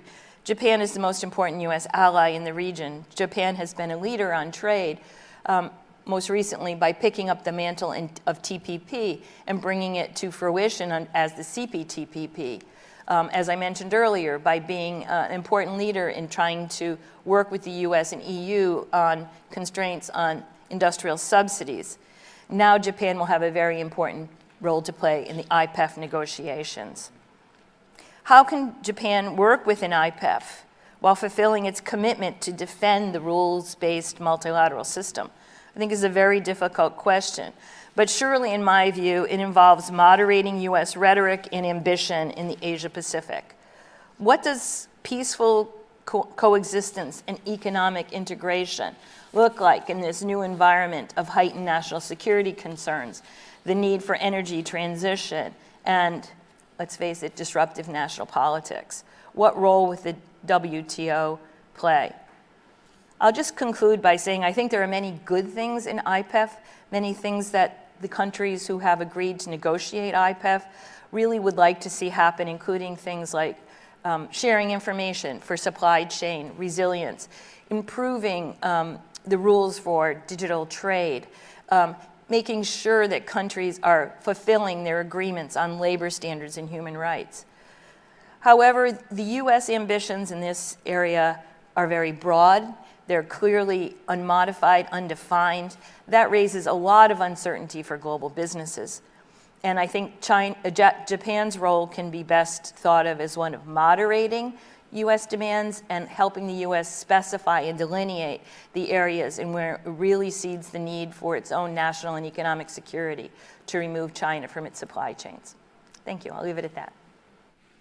Thank you so much, Dr. Lovely, for providing us explanation in particular on the merits of IPEF for Japan. So next, please, Mr. Goodman. Yes. Thank you. Thank you very much, Haruka-san, and thank you, Morita-san and Mary, for some very provocative points that I hope we can discuss more. I have some thoughts on a couple of very interesting things you said. Because this conference is about disruption, let me just say a word about disruption. So, there are three key disruptive countries in the world today: Russia, China, and the United States. Russia, I don't think we need to talk about that much on this panel, because although they are disrupting the global economy by disrupting food and energy supplies, for one thing, and they are disrupting the order more broadly, as discussed in the last panel, they're not really a major player in the global economic order, which is what we're really talking about here, because they're just not big enough and don't have really opinions about shaping the global economic order. So put Russia aside in this context. China obviously is a disruptor, but I want to just sort of divide different types of disruption that China has caused over the last 40 years. There are really sort of three phases. The first was a kind of positive disruption where from sort of 1979 to 1990 plus or minus, when, or 2000 even, maybe arguably, when China was opening up, reforming, and growing. And that really disrupted the sort of global economy in the sense of creating this globalization model, with China as a centerpiece of that model. Then there is a phase of what you might call negative market disruption in the sort of 2000, 2010, if you consider that sort of the peak of the Autor et al. China shock, when China, as it entered the WTO, was a very disruptive force, certainly here in the United States, in certain parts of the United States, in certain sectors, as Autor et al. Spelled out in their great study a few years ago, which is we can argue and talk about, but I think fundamentally is correct. And then since 2010, we're in a kind of what I think of as a third phase of disruption from China, which is again, negative but policy-led disruption. And I just sort of made a short list of some of the things that are on my list, from going back pre-Xi Jinping to Hu Jintao's indigenous innovation and Made in China 2025 policies. Then, of course, Xi Jinping's kind of abandonment of reform and opening, trade secret thefts, which became an issue in the late Obama administration, economic coercion, setting up alternative institutions. That by itself is not necessarily negative, but it does actually, in my mind, raise the question of what's the net benefit to the world or the order of the creation of those institutions. I think that has yet to be determined. It feels more like it's about sort of China wanting to have a seat at the table and the gavel, as it were, as opposed to actually wanting to do something very different, because the AIIB certainly is sort of broadly saying, and I think doing, things that are very similar to what the World Bank has traditionally done. And then more recently, you've obviously had the COVID lockdown, which is probably, along with maybe the February 4th handshake with Vladimir Putin that Xi Jinping did and said we have a friendship without limits. Those two things are probably the most disruptive things that China has done in the global economic and broader order recently. So you're dealing with a country that is not really the kind of country that was envisaged as a leading economic player certainly when Bretton Woods was set up, or and definitely when we pushed to get China into the WTO. Let's talk about the implications of that in a second. But obviously, the third disruptive country is the United States. Certainly, over the last 5 to 7 years, I think we've been, again, pre-Donald Trump, we were raising questions about the WTO dispute settlement mechanism, and having doubts about some of the institutions that we ourselves had set up and championed. And I think this is a very different period, the last 5 to 7 years, from the 70 years before that, when the U.S. had created these institutions and rules and was really more or less the main champion of these institutions and rules. I think the difference is that for 70 years, the American people either weren't aware of or sort of bought into the implicit deal in the U.S. engagement in these issues in the global economy, the deal that we would limit our own sovereignty in order to get other countries to limit their sovereignty and follow a set of rules and institutions that we created and that we led. That had huge benefits, but I think Americans increasingly felt those things were not benefiting them in the same way that they might have in the past. So we've been disruptive. We're not only not championing the global order anymore, we're even attacking it in the WTO or using unilateral trade tools like Section 232 or Section 301. We're actively promoting decoupling and deglobalization up to a point, and again, not full forms of either of those things, but whether it's the Trump tariffs or the Biden technology controls. And we're much more focused now on protecting our own quote-unquote economic security, a term that is not used in the U.S. quite as much as it is in Japan, but I think we all sort of, within the core of that term, understand what we're doing here. So I do think we are a disruptor, and we have to acknowledge that. And then the question is that's not a value judgment, because actually some of that disruption, I think, is appropriate based on the changing realities in the world and changing risk factors. But I do think this is going to be a phase that's going to continue. We're going to continue, hedging, if you want to put it that way, against China risk. We're going to be continuing to selectively decouple from China to reconfigure supply chains. I do think that we may be, the pendulum is still swinging in that direction, but it may be slowing and possibly could start correcting a little bit, even as soon as this year. There are some straws in the wind as we see in maybe the second 2 years of a Biden administration, more focus on working with allies on certain undertakings, and I'll come to the trade arrangements in a second. I think you're going to see, as the administration pushes out some of its, again, let's just call them economic security policies, banning TikTok, for example. I guess that there are going to be a lot of American parents who weren't aware that the U.S. was engaged in this kind of policy, and their kids are going to make it known that they're not happy about that, and that's going to create a bit more debate. Businesses, as export controls tighten, I think, and expand, are going to raise more concerns. And allies, we're already seeing allies concerned about some of the policies the U.S. is taking, which they understand and support on one level, to invest in ourselves, to get our domestic economy stronger, to invest in the energy transition and climate policies. But nevertheless, the concerns that have been expressed about the Inflation Reduction Act are a sign that, allies are going to be asking for the U.S. to be a little less disruptive, maybe. And so I think there could be a little bit of a swing back as soon as this year, even in some of the the debate here, at least, if not in the actual policies. So there's a lot to say about all the things that have been talked about. I guess I just lay out 3 tensions that I've focused on before in the Biden approach and 3 policy prescriptions that I'll leave here on the table.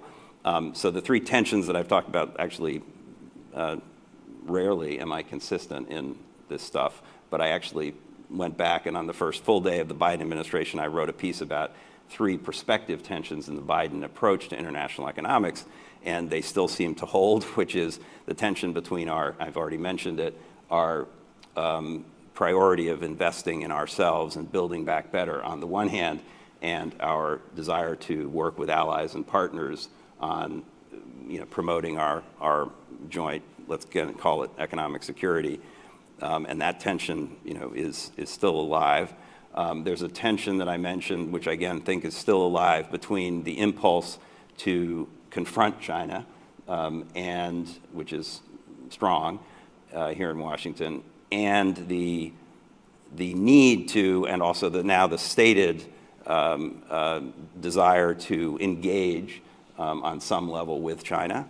There is an obvious both rationale for engaging with China on global public goods, on even economic matters, and now the Biden and Xi, having met in Bali last fall, have actually said they want to figure out ways to engage. And Secretary Raimondo, in her speech the other day, said this is something we want to do.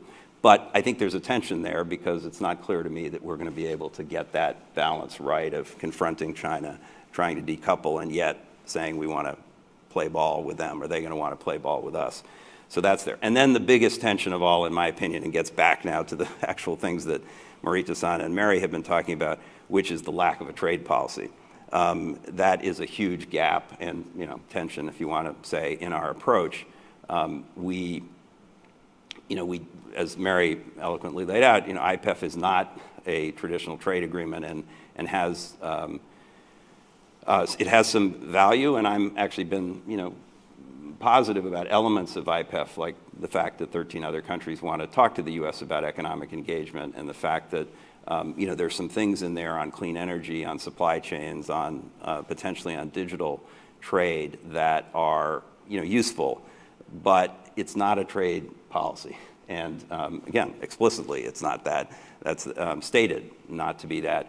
And the problem with that is that means that we are not giving our partners what they really want from us, which is access to our market. I mean, at the end of the day, our Asian friends want to sell stuff to Mary and me because we consume a lot of that stuff.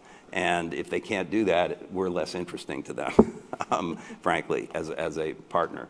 So I think that's just a brute reality. And if we're not willing to do that, then we're not going to win hearts and minds in the same way. And there's another problem with IPEF versus a traditional trade policy, which is in the traditional approach, we would have gone to Congress, the administration would go to Congress, get authority to negotiate a trade agreement, and then would go back to Congress to get approval, and with consulting along the way. The administration's made clear it's not going to do that with IPEF. It's not going to, it's going to consult informally, but it's not going to, ask for Congress's approval. And the problem with that is, again, Congress controls the purse and gives market access or money. So if the administration's not going to ask for one of those things, then, what is the U.S. offering to our partners in IPEF? And then the other problem is that if Congress, difficult as it may be, approves a trade agreement, it becomes a permanent part of law in the United States and in our partner countries, and it digs the pylons of our relationship much deeper. If this is just an initiative, IPEF, that ends in a piece of paper, it's not going to be as durable. So I think that is all problematic. Okay, 3 just quick things that I would leave on the table for U.S. and Japan is, I think we all need to step back a little bit from the kind of dark, gloomy perspective that we've had maybe for 20 years, but certainly in the last few years, about all of these issues. I think risks in the world have increased, whether China risk or pandemic risk or many other risks, climate risk. And we're going to have to pay a higher premium, insurance premium, to deal with that risk, no question. But I do also think we have to remember that, this is just like when you put insurance on your house or your car. You're not saying I'm not going to ever open the doors of my house, or I'm just going to hunker down and pull the shades closed and prevent all possible risk of somebody walking in the house and giving me COVID or stealing something from my house. No, we keep the doors open, we engage, we drive our cars.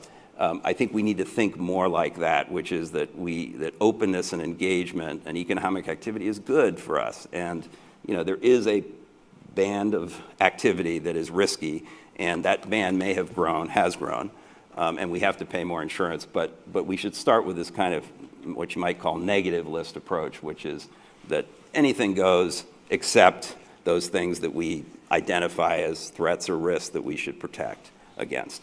So that's sort of one recommendation for all of us, is to be a little more positive and confident. And then the second thing is, I do think we need to get back into trade policy. I think the U.S. has to re-engage in traditional trade policy, traditional but updated, modified. There's a lot that could be changed and has been changed. I mean, through USMCA versus NAFTA, those are different things. So it's not that we're going to be negotiating NAFTA again, or even TPP. We're going to do new things, but it still needs to be in that context of traditional trade policy, I think.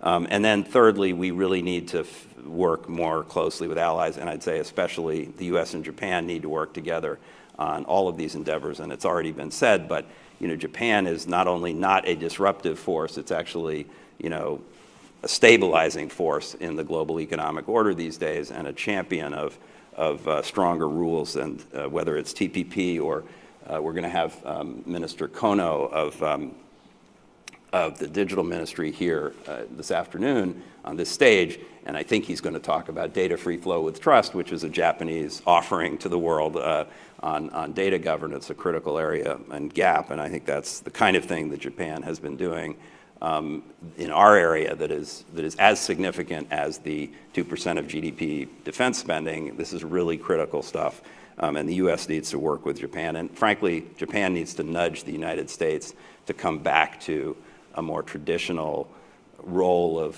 being a force for upholding and updating the global economic order, rather than being more of a disruptor. So. Thank you so much, Mr. Goodman, for providing us a little bit optimistic view, which is very encouraging for us.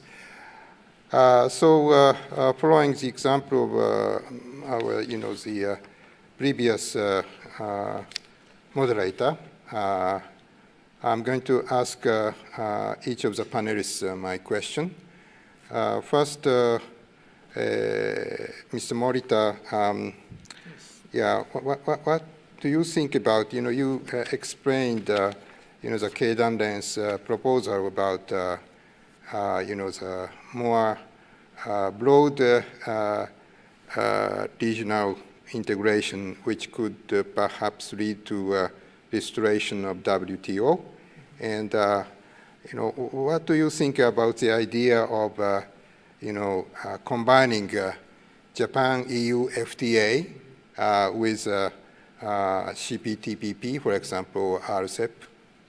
That's my question to you. Yes, please. Yes, so, yes, as I have mentioned, yes, we definitely want United States back in the TPP, but I don't think that's going to be the case. So we have to explore for the possibility of another free trade schemes. And fortunately, we have the Japan-US, and Japan also has the Japan-EU. And I think there are many elements in common. Yes, so in case of the Japan-US trade agreement, I think for the most part, tariffs are eliminated except for the automobile sectors. And regarding the Japan-EU EPA, substantially all the trade is liberalized. So I think both agreements can offer a basis for formulating a new scheme comprising both United States, EU, and of course Japan. And talking about the digital sector, yeah, we do have the U.S.-Japan digital trade agreement, in which the data flow is liberalized, and we do also have the Japan-EU EPA, and the data flow is liberalized under the adequacy arrangement between the EU and Japan. I think that can also provide a basis for the free flow of data among the G7 countries. And also, we are very happy to know that the US and the EU have agreed on the new scheme of data flow, the transatlantic data flow framework. So we are very happy about that. So I think on those existing frameworks, I think we can build upon a new trading scheme. And the very important thing is that that kind of trading scheme must be open to all other countries which are ready to meet the high standards or high criteria. So thank you. Thank you so much. And my question to Dr. Lavry. If my understanding is correct, you seem to have somewhat emphasized aspect of, how do you say, political alliance in FTA, not, the pure economic theoretical aspect. But I'm not a good economist, but categorically I'm an economist. And on behalf of economists, I think, we still consider high. We still need to consider high of the, benefits of free trade as, described in the economic theory.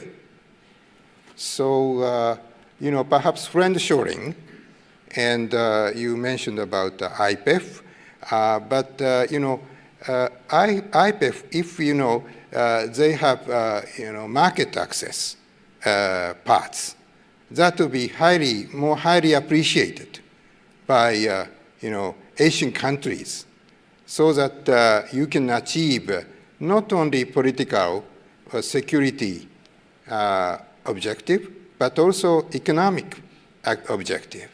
So what do you think about this aspect? Thank you very much for the question. As an economist, I would agree with you that we have always believed in the United States in the benefits of free trade until most recently. I think our U.S. Trade Representative, Catherine Tai, I believe right on this very stage, Matt Goodman, questioned whether trade these days is really gainful for all partners or whether it's zero-sum. So I think we live in a world where many people consider trade to be zero-sum. I believe that's inaccurate, but that's another discussion. So how does this apply to IPEF? If IPEF were to include market access, where you lower your tariffs against another country, in a sense that is discriminatory. But as I said, regional trade agreements have been mainly about creating more trade, not diverting more trade. IPEF isn't that. I think IPEF is fundamentally about diverting trade, and it's about creating new new configurations for supply chains. Now let's think for a minute, why don't those configurations exist today? And the answer is because there's very high costs to moving supply chains, creating new factories, for example. And the way governments can get that is for subsidizing, as we're doing in the case of new chip fabs. So we're going to subsidize them. And in that case, we're willing to say, as a country, this is so important to our economic and national security that we, the taxpayers, are willing to pay those billions of dollars to Intel, Micron, SK Hynix, whoever.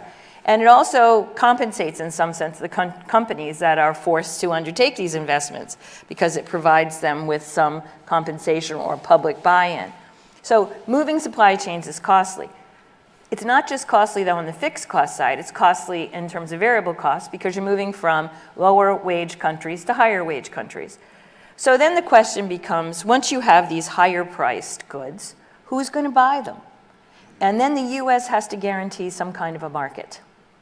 And because, for other reasons, we're unwilling to guarantee that market through the traditional means, which might be trade liberalization, we're going to have to do it through what I think of as trade barriers. Now, US erecting trade barriers may feel uncomfortable. It's uncomfortable to me.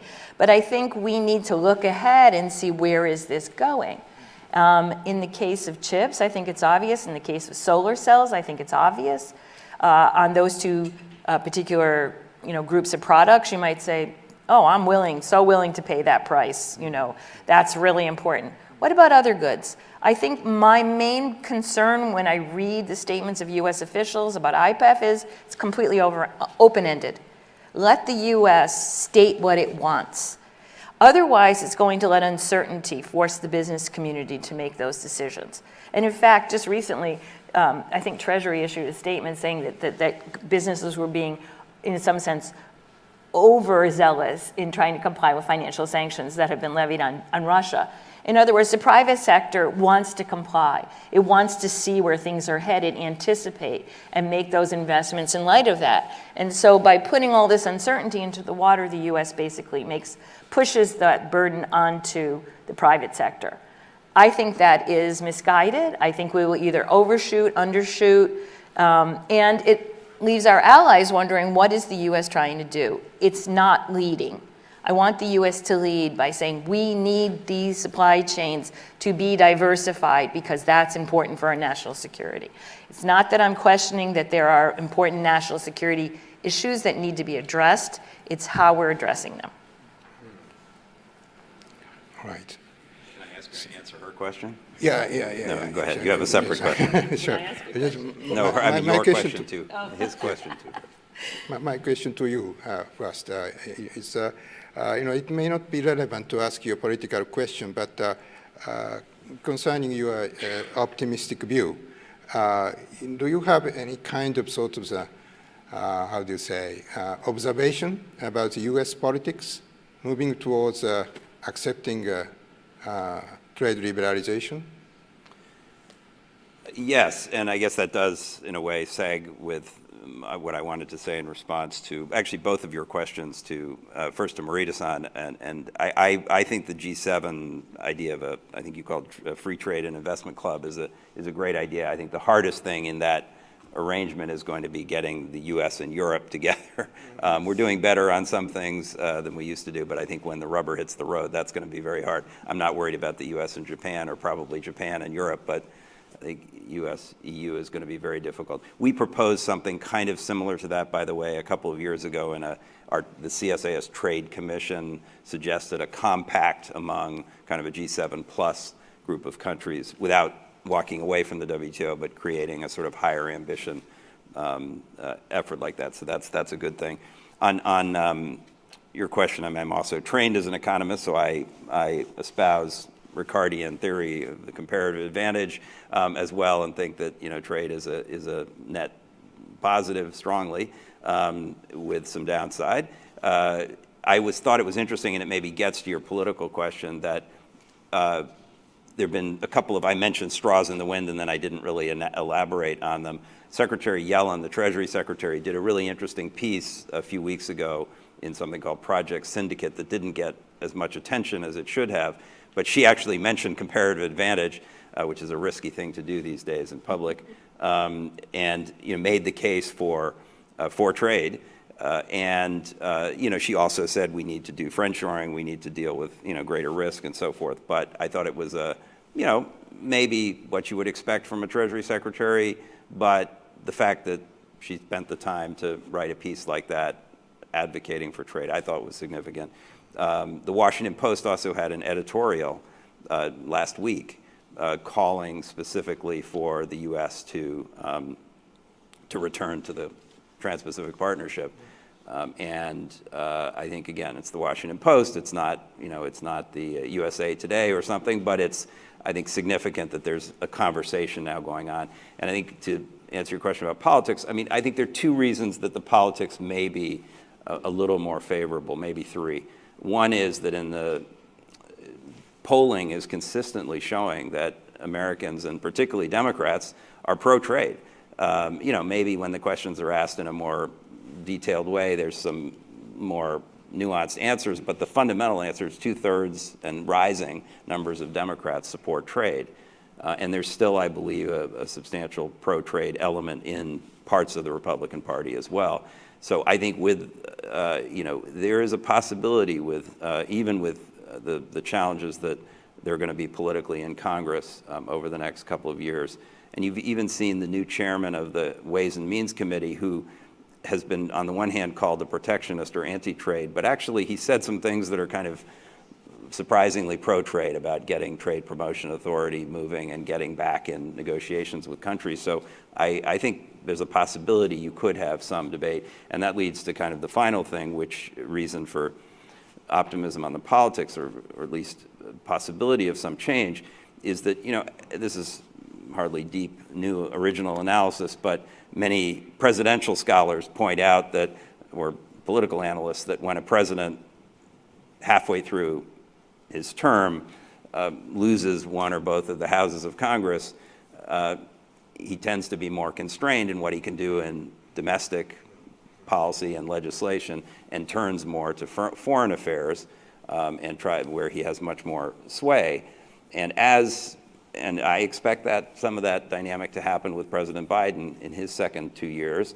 And as he goes out in the world and he talks to friends in Japan and Europe and other places, I think he's going to hear that people want us back in the game in trade. And I think that's going to help shift some of the political balance. I don't want to be too optimistic. I mean, there's a lot of reason that I could also cite as to why this is going to be a challenging debate for a while. But I just do want to put out there that amongst all the gloom and doom, that I do think that there are some reasons to believe we could be back in the game, including the economic argument for why this is good for us. Thank you so much for a very encouraging answer. Our time is very much limited. We have only 9 minutes. So questions from the audience, please. Any question? You need to go to the microphone, which is Yes. a brave thing to do, but Yeah. Please. you have to go over there. I noticed 2 people. Please, There's a you mic were over the, here. you were the first. Sorry, you have to actually get up.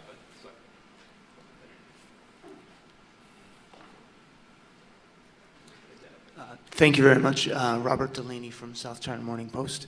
I just wanted to ask about the G7, and this would be open to any of the panelists, but the idea expressed about the club, the G7 club, Japan, the US, G7, and having this sort of free, more free trade investment framework modeled on these various arrangements already in place. So we have these very high-level meetings taking place in Washington. We've got the 2x2 meeting with Blinken today, and then we also have the meeting between Biden and Prime Minister Kishida on Friday. Could anyone respond to, like, is the expectation that this will be that this will figure prominently in the agendas for these meetings? Is there any prospect for any kind of advancement of this idea throughout these meetings. So just generally trying to gauge how much we should be looking at the possibility of this coming to fruition, given that there's so much debate and pretty much pessimism about the U.S. joining CPTPP. Thank you. Thank you very much. So may I answer the question? Oh, thank you very much for the questions. Yes, as you know, Japan will be hosting the G7 Hiroshima summit this year. So what KEIRIN is proposing to the Japanese government is to take up this idea of the free trade and investment club comprising all the G7 countries at the summit in Hiroshima. So hopefully it will be on the agenda of the G7 summit.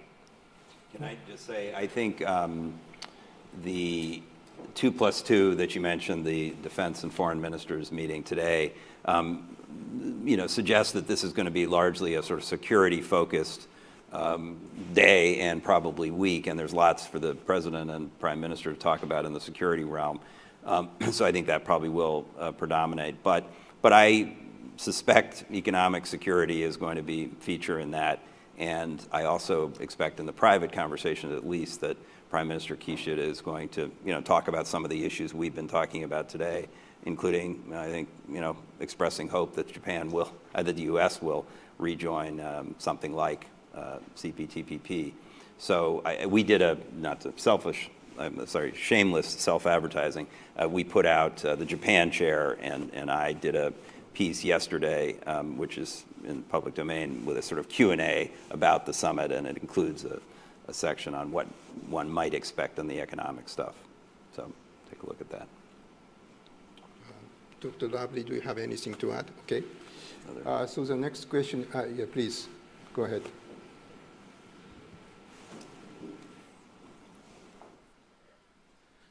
Thank you very much. My name is Daisuke Kawai. I'm a research fellow at Japan Institute of International Affairs. So my questions on the data free flow with trust, as mentioned by Mr. Goodman. And actually, the Japanese government is proposing this concept since 2019, but we haven't seen its progress of the DFFT, even within Quad or US-Japan alliance. So what's the position the United States regarding the DFFT, even though like EU has taken very hard stance towards data protection, having seen the GDPR. So does the United States prefer the more data localizations or more data free flow for the commerce purposes? Thank you. A great question.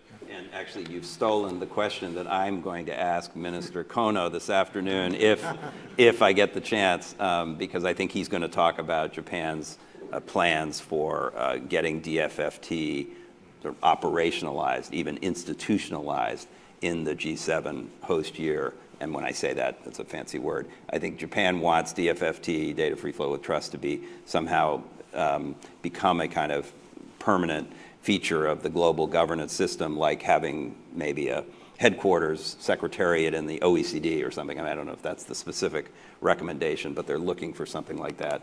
And the question I now probably won't ask, because I'm answering the question myself now, is the U.S. going to buy into all of this? Because we don't have our own domestic federal privacy law. We don't have a clear position on what we're going to do on data or digital governance, including even in the Indo-Pacific Economic Framework, where it's listed as a topic. But certainly if we're not going to join sort of traditional trade endeavors or the the Digital Economy Partnership Agreement, or DEPA, that I've and others have proposed the U.S. ought to join. So it's a good question. Is the U.S. actually going to enthusiastically embrace this? And if not, is Minister Kono optimistic that we're going to be able to advance, he's going to be able to advance this concept of DFFT in Japan's G7 year? But I'll try to ask him again anyway, despite despite having answered that. The two of you, anything to add? Yes, sure, yes. Regarding the DFFT, as I mentioned, I understand that the EU and the United States have agreed on the scheme of protecting private data. So I think it can be a driving force towards addressing the DFFT issues among US, EU, and Japan. Thank you. All right, thank you so much. The last question, anybody? Please.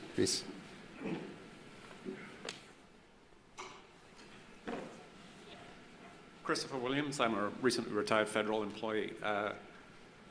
I read in the FT this morning, Financial Times had a long read about Xi and China, and there was, if I read it correctly, it was suggesting post-lockdown, he's had to adapt, and then it was suggesting that within the EU, the leaders of Germany and France cautioning against pushing too far away from China. Is there some sense that that kind of recalibration that he might think Xi might think he's overdone the independent, disruptive role, that there's some scope for Japan and the EU to encourage them, the Chinese policy makers, back into cooperative and multilateral behavior at the margin, at least? I don't see that. I couldn't imagine the bilateral U.S.-Chinese relationship backing off, but that might be a way in which there's some competition to play by the rules rather than to disrupt. I think, first of all, I think your microphone might have stopped in the middle there, and she's going to give you a new one. Could you just do the last part of your the actual question?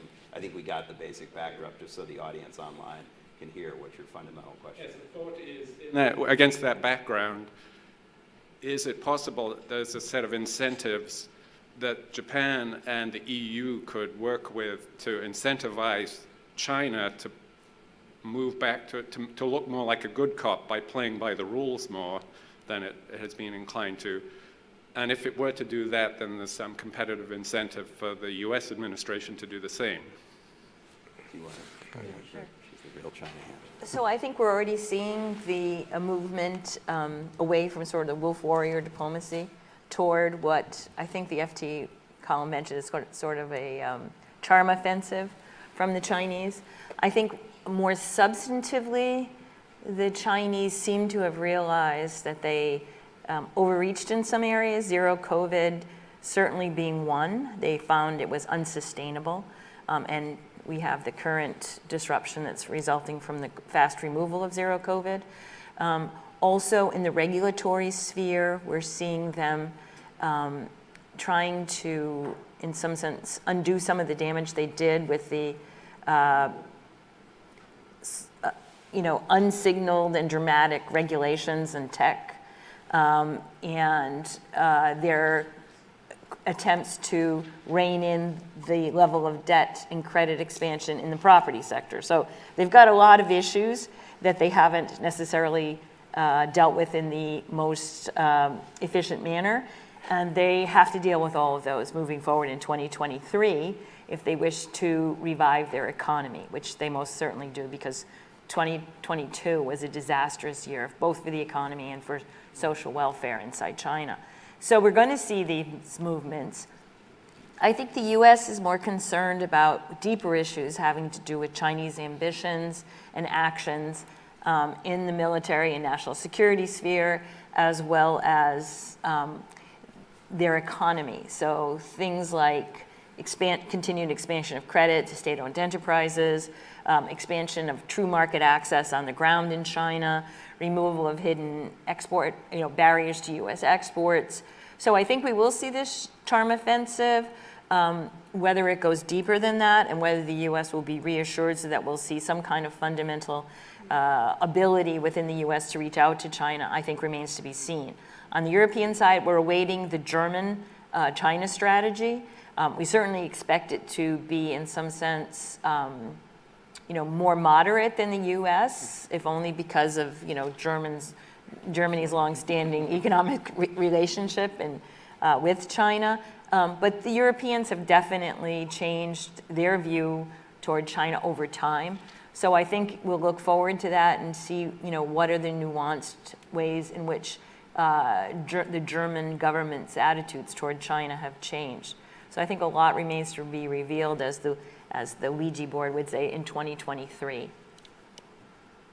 Please, you have. I would just agree with, the last part of what Mary, I agree with all of it, but the last part I was going to emphasize, which is that, yes, the EU and I think Japan want to, like the Biden administration says it wants to, figure out how to continue to engage with China even while it is doing some things to mitigate risk vis-a-vis China and increasing a number of things there. And maybe EU and Japan are more inclined to find ways to engage. But I was going to make the point that I think both in Japan and in EU, there's been a real shift of view on China over the last 5 years or so. And I think for their own reasons, those economic areas are debating and questioning what that right balance should be. Nobody wants to walk away from China, but everybody has some neuralgia or concern about China that has grown, and so I think they're all struggling with that same balance, as Mary said, even in Germany.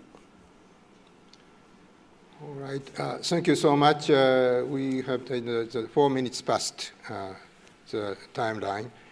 So I would like to adjourn this meeting. But thank you so much, the distinguished 3 panelists, for excellent performance and responding to the questions. So please join me in applauding to the 3 distinguished experts in their good performance. Thank you so much. Thank you. And online audience, we'll be back in, let's make it 7 minutes. We'll buy 2 minutes of the next panel. I'm sorry for you guys. We'll let you go over 2 minutes as well. So we'll be back at sort of 22 minutes after the hour for the online audience. And the audience in the room, there's still, I think, coffee and snacks up there on the Sam Nunn Terrace. So see you soon. Thanks. Benefits.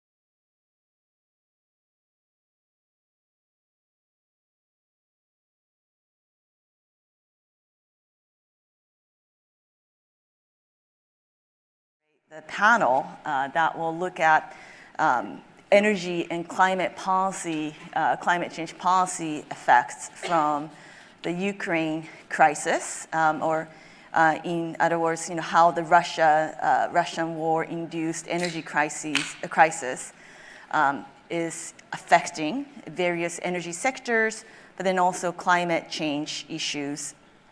Today, I am joined by 3 fantastic experts. To my immediate left is Ben Cahill. He's a colleague of mine from the CSIS energy program.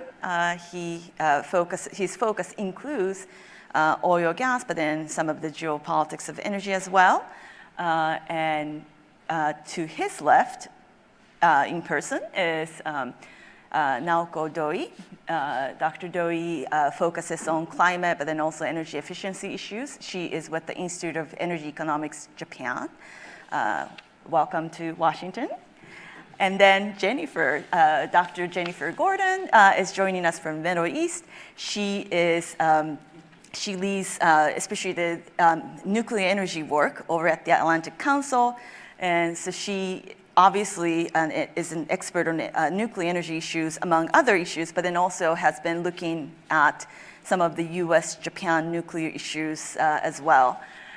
So what I am going to do is invite Ben, Jennifer, and then Naoko to each speak for 7 to 8 minutes on how the Ukraine crisis is affecting the energy sectors of their expertise. So without further ado, Ben, thank you. All right, thanks, Jane. Well, thank you to the Japan Economic Foundation and to all my colleagues at CSIS for organizing the event. It's great to see everyone. It's been a hell of a year for energy security and climate issues, so it's really hard to encapsulate anything in 7 to 8 minutes. There's a lot to say. There's just been an incredible stress on the global energy system, but actually a surprising amount of resilience as well, so I think I'll talk about both. The obvious theme, I think, is that energy security has come back in a big way. It was a topic that I think a lot of countries and policymakers neglected for many years. And the last year has showed us that it is really critical to think long-term and to plan for the worst-case scenarios when it comes to energy security, because unexpected events happen all the time. And in fact, the long-term transition away from fossil fuels just makes it more important to game out different scenarios and not to assume the most rapid, most smooth transition to renewable energy and a more sustainable future, but to think about the worst case outcomes and what could happen that would cause more stress in the system. If I can jump ahead to my final conclusion, I think the silver lining of this energy issue that we've seen in the last year, there's debate about whether or not it's a crisis. It's certainly an energy crisis in Europe, maybe not for the rest of the world, but clearly a lot of stress. The silver lining to all this is that it's really forced policymakers, companies, NGOs, and many others to have difficult conversations and to grapple with these issues and to deal with the complexity of trying to change the global energy system. So that is a good thing. I mentioned the renewed focus on energy security. I think a critical thing to note here is that it's not just about price.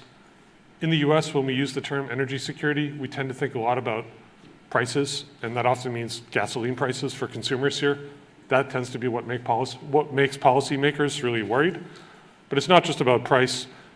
In the energy industry, you often hear the term the energy trilemma, and that's that energy has to be available, affordable, and sustainable.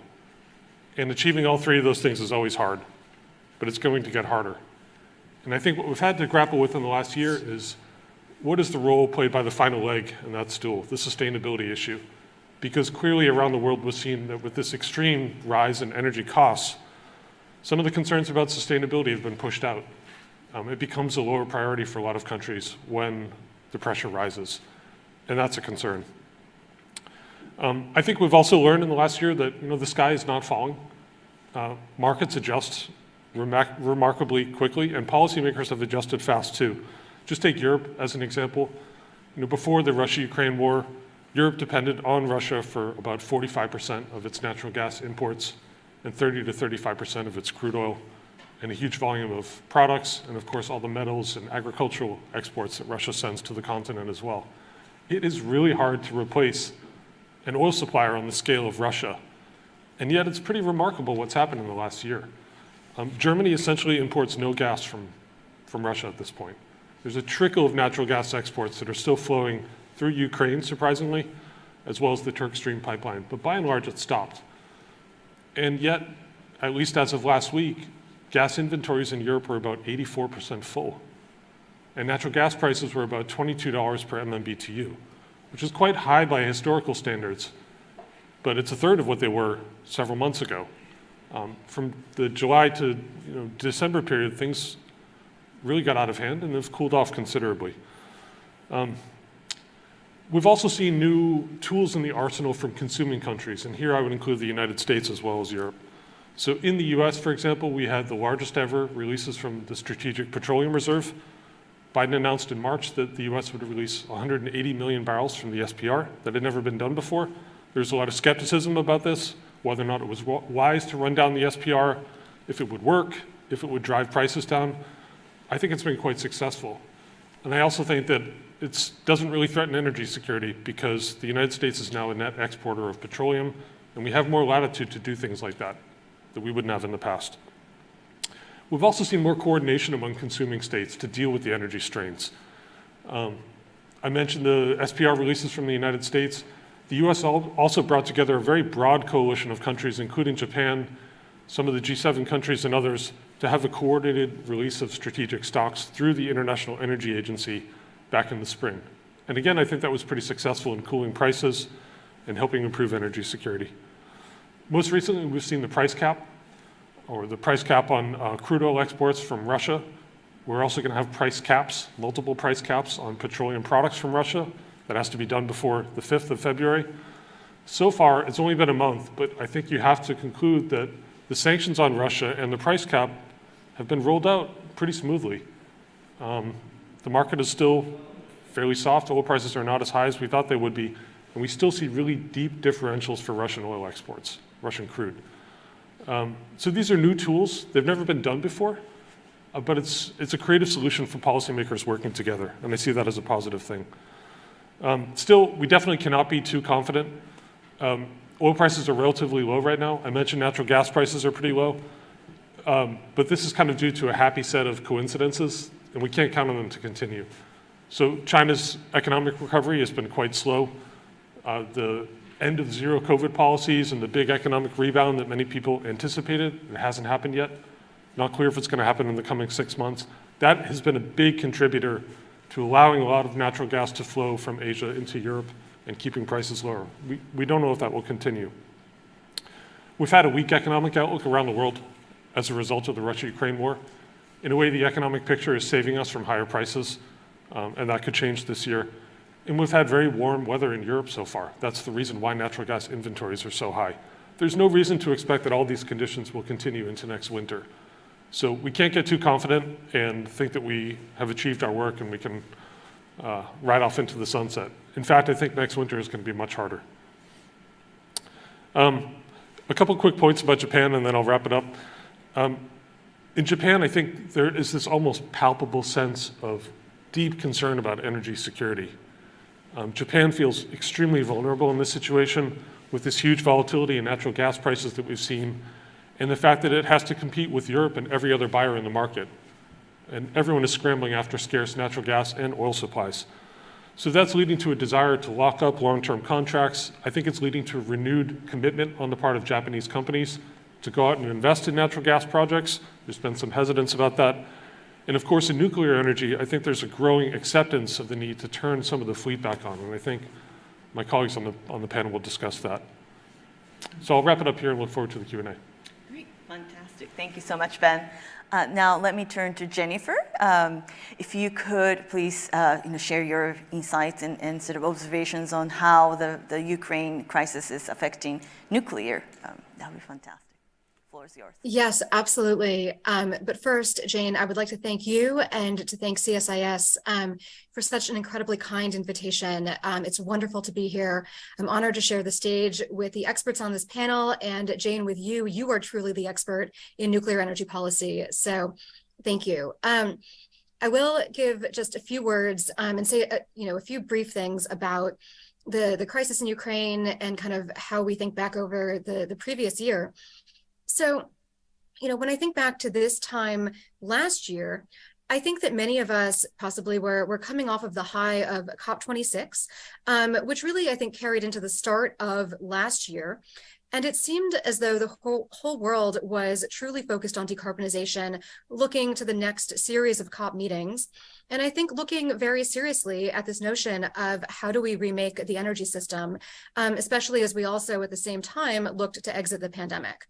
So, of course, I think, as we know, Russia's invasion of Ukraine last February changed this conversation dramatically on a geopolitical level, and also, of course, in terms of energy security and catapulting energy security back to the forefront of the discussion. So that, of course, brings me to nuclear, because to me, nuclear answers the question of whether we have to choose between decarbonization versus energy security. And again, nuclear to me says that this is actually a false choice, and thankfully we can have both. So with that, I'd like to say a few more words about nuclear in Central and Eastern Europe, especially because, I think that nuclear energy is one way in which we feel the long shadow of the USSR, which, after the breakup of the USSR in 1991, left Soviet-constructed nuclear power plants in a number of different countries that had many of which had previously been Soviet socialist republics or Warsaw Pact countries, leaving any number of Soviet-era reactors with some 30-odd years of their lifespans remaining. So given that region's familiarity and expertise with nuclear energy, I don't think it's a coincidence when we look at the most promising emerging markets that Central and Eastern European countries are really at the forefront. And at the same time, I also don't think it's a coincidence that, as we see these plants reach the end of their lifespans, and many of these countries looking beyond Russia to other suppliers and, usually generally the US and our allies as suppliers, that perhaps we're seeing Russia fearing that its energy influence in Europe is waning, and then of course Russia is acting accordingly. So what has the nuclear policy landscape looked like since February? I think that the conversation on nuclear has also changed. And I think the US government has looked to create more effective financing and streamlined mechanisms for civil nuclear exports in an effort to counter Russia's geopolitical aspirations. Countries in the Central and Eastern European region, I think, represent opportunities, and relatively new opportunities in most cases, for the US nuclear energy industry. And at the same time, other countries in the region that may not have existing programs are also keenly interested in purchasing all types, the advanced reactor, the next generation, and also light water reactors, the traditional nuclear reactors, from the United States and from our allies as well. So in addition, I just want to say, I think one of the tensions that we're seeing in Europe is between Central and Eastern European countries on the one hand that recognize the decarbonization and energy security value of nuclear energy. And on the other hand, of course, between countries like Germany that are planning to decommission their nuclear reactors, even in the face of what I think is really geopolitical reality that's been brought home all the more so in this past year. But I think one of the key questions here that I think we're going to get into over the course of this panel is how the United States and our civil nuclear allies can cooperate, how we can become greater than the sum of our parts, and how we can serve at least as a counterweight, but hopefully outmatch Russia's state-owned civil nuclear enterprises in the global market. So I'm really looking forward to this conversation about US-Japan energy cooperation and US-Japan civil nuclear cooperation. And with that, I'm delighted to turn the conversation back to Jane. Thank you. So much, Jennifer. That was a great way to also highlight some of the evolving geopolitics of nuclear and focus on Eastern European energy security, how they're approaching the balance between decarbonization and energy security is an important one that you brought up. Thank you so much.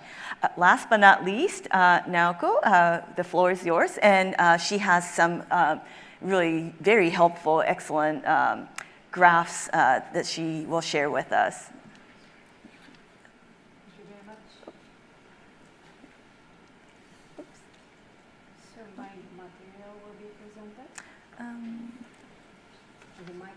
Oh, here we go. Yes. Yep. Is the microphone working? It's working? Okay, thank you very much. Thank you very much. It's my great pleasure to make a presentation in front of you at this occasion. Thank you very much. So my presentation is on the energy crisis and its impact on the path for carbon neutrality. So for the purpose of the discussion, I made a very simplified comparison of the paths for green transformation in the United States, Japan, and the EU. Okay, it's not EU. So is it, I don't think it's working now. Now it's working. Is it working? Yes. Okay, now it's working. Thank you very much. So for the purpose of the discussion, I made this comparison of the table, comparing the path for green transformation in the United States, Japan, and the EU. For EU, comprehensive package of Fit for 55 was announced last year, a year before last. But faced with this crisis, they announced the plan called Repower EU, so which is in fact reduce the Russian gas dependence as fast as possible. At the same time, they try to maintain the path for climate neutrality by 2050 and accelerate the efforts for GHG emissions reduction. And in Japan, I will give more detailed explanation later. But the important point is that great public investment will start soon to invite private sector investment for the purpose of the green transformation. And the USA, of course, Inflation Reduction Act, which provide great subsidies. No, it's not really subsidy, the tax incentive, and then rebate for the renewable energy EV, and then industry decarbonization and then building energy efficiency. So, I mean, common trend is that government role is very important to provide kind of assurance for the private sector to make investment. So, if I may just go to the next slide. I mean, this is a complicated slide at the first glance. But this one, in fact, compares global government spending on clean energy transition. For instance, on top part on the left-hand side is the United States government spending on clean energy transition. And the middle one on the top is perhaps this is Germany, and then France, and then Japan. This is a complicated figure to understand what is shown, but I would like to highlight two common trends. One, each country has the greatest spending on the energy affordability. I mean, they try to mitigate the shock of energy price rises, which is shown on the gray part. But this one is not very much noticeable in the case of United States. But the second, perhaps, issue that we can highlight here is the contribution from the government on the clean energy transition. Largest one is presented by the United States. Of course, this is because of the Inflation Reduction Act committed by 2030. So this comparison offers, again, the role of the government and its importance, and what support can government offer, and then to what extent and how government supports the clean energy transition has sort of become a watershed for attracting private sector investment. Okay, so this one, let me just give explanation on the roadmap for Japan's green transformation. Again, I'm sorry, this is a complicated figure, but perhaps the key points here would be summarized into three. One, for the purpose of the green transformation, Japan tries to have a comprehensive approach. One is the provision of the economic incentives, and then second is the strengthening of the regulation. Third one is the mobilization of the carbon pricing, particularly in the form of the emissions trading, and then also surcharge for the fossil fuel importers. So, in fact, Japan tries to mobilize the 150 trillion Japanese yen for the coming 10 years to mobilize private and then public funding for the purpose of the green transformation.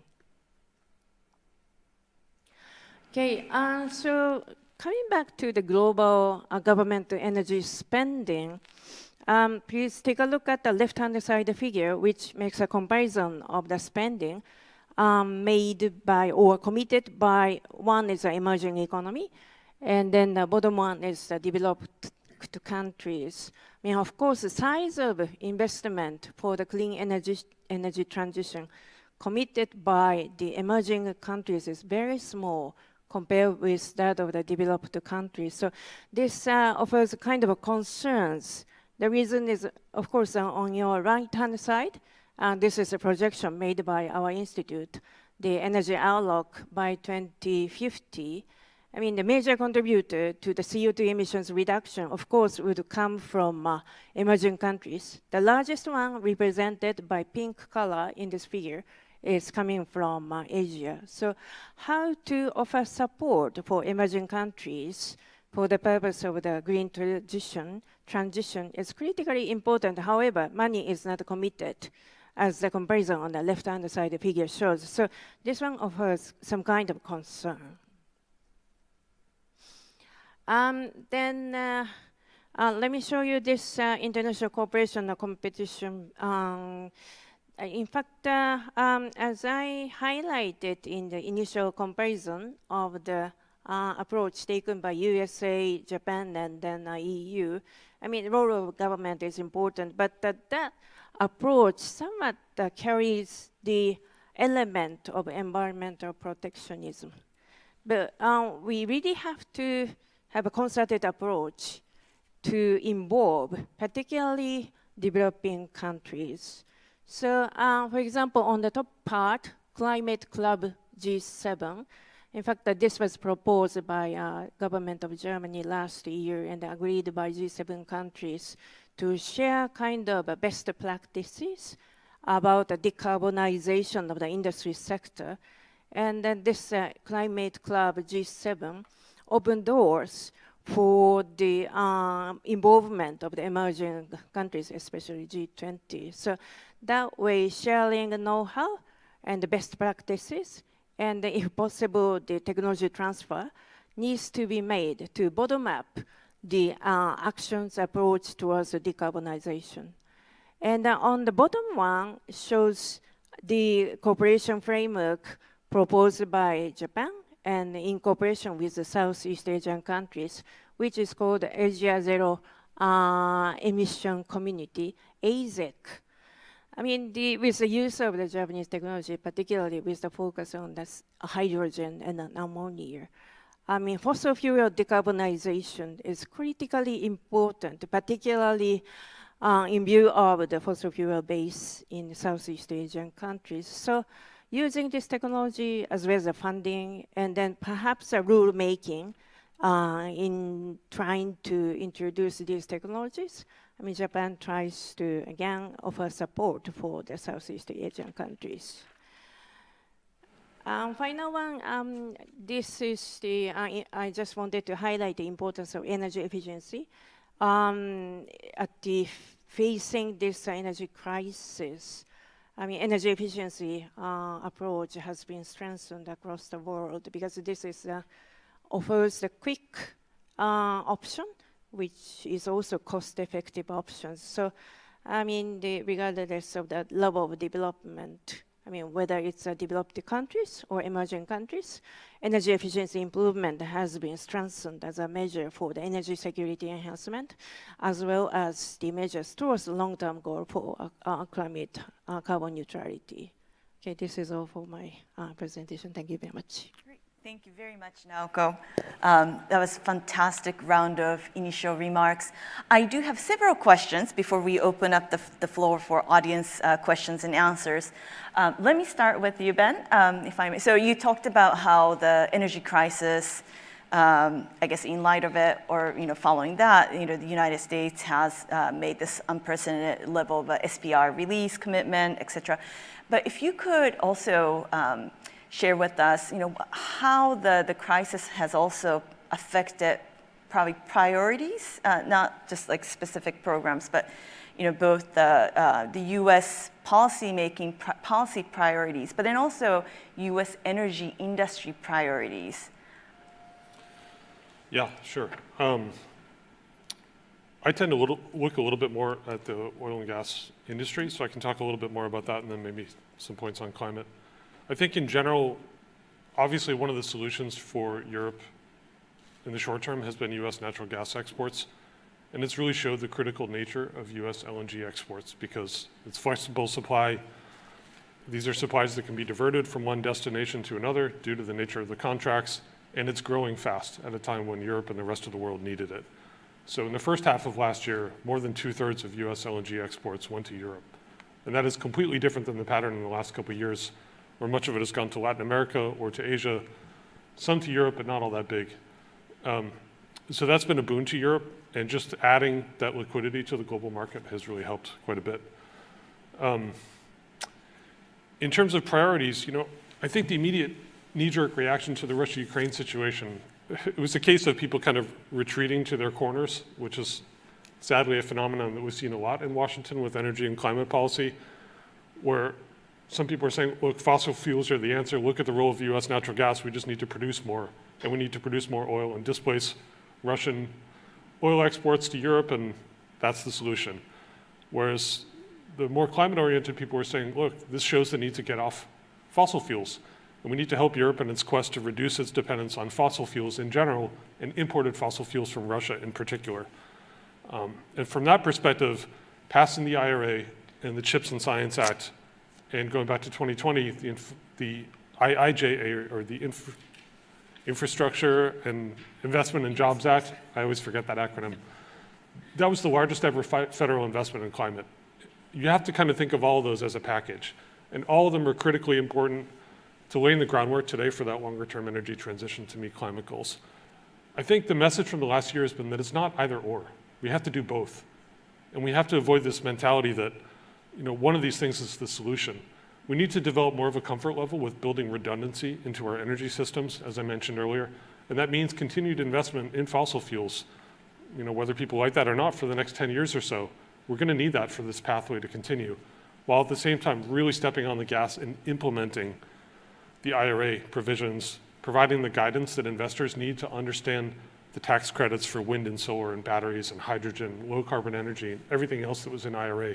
There's a huge amount of work that needs to be done to implement that. And I think it's really important to follow through with all that simultaneously. Yeah. No, I can't agree more with you. As far as I guess the balance, this dual challenge of rapidly decarbonizing the society or the economic systems around the world, but then also addressing energy security challenge. Do you see a huge difference in approach among key, I guess, continents, in this case, the United States, Asia, and Europe? I mean, or is there much more, we're all sort of looking at the same direction but different pace, or is it a bit of a different path developing? Yeah, I mean, I think one of the themes heading into COP27 in Egypt was that there was this growing divide or tension between developed and developing countries. In particular, the idea that developed countries have a lot of economic resources and a lot of fiscal room to throw at these problems and invest in new infrastructure, new technology, and in the energy transition.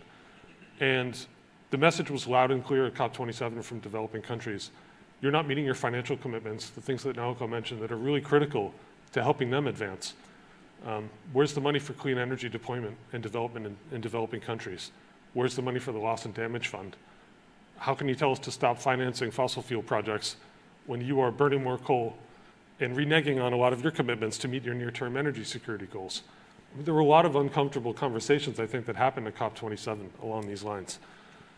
But I think Europe is a good example. When it comes to the question about whether or not high costs derail clean energy priorities, I think the answer is no. If you look at the Repower EU program, there's a big emphasis on conservation, using less energy, using energy more efficiently, and the renewables build out, rapidly deploying wind and solar, increasing connections to the grid, trying to get that stuff on stream as fast as possible, and building new infrastructure around hydrogen and biomethane, as well as seeking alternative gas supplies to kind of reduce the dependence on Russia. So it's a good example of really the continent saying, look, we're not going to stop at these goals. We know we have to deal with the short-term crisis and the need to displace Russian gas. But from our perspective, the need is to push forward with everything else, because we can't lose sight of the energy future that we want to move towards. No, great, thank you, Ben. Let me turn to you, Jennifer. I think nuclear energy has been part of the bilateral cooperation between the United States and Japan for quite a long time. If I remember it correctly from my days at DOE, goes back to, well, the nuclear physics side, like the 1970s or so.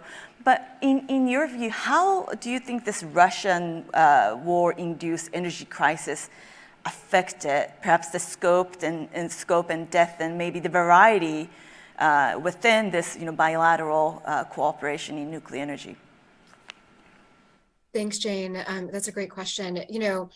I absolutely agree that obviously the United States and Japan have had, I think, the longest standing civil nuclear relationship, but in this past year, I think it's really, only intensified. And I think that, people in both countries have only recognized more so the need for intensified cooperation. And so one example that I like to give is this agreement back in, I think, October last year between the US and Japan, this partnership with Ghana to support the deployment of SMRs in Ghana. And I just, I think that the way in which we look at third-party countries and countries that could potentially serve as markets, really global markets. So, we're in competition, the United States and our allies, we're in competition with Russia for market share. So when we see that the United States and Japan are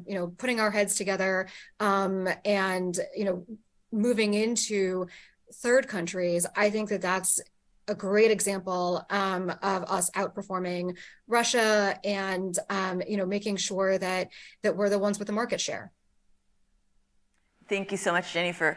And I think one of the conferences you and I were both at last year also sort of looked at, what this may mean for Russia's ability to actually keep financing, these, export projects. And I think there's still so much that we still need to unpack, but maybe we can come back to that as some, one of the areas that US and Japan can together look at.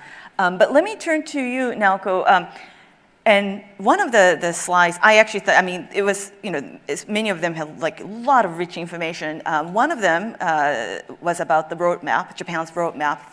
And you did mention how the carbon pricing through the emissions trading system is one of the highlights, one of the 4 highlights, if I'm not mistaken.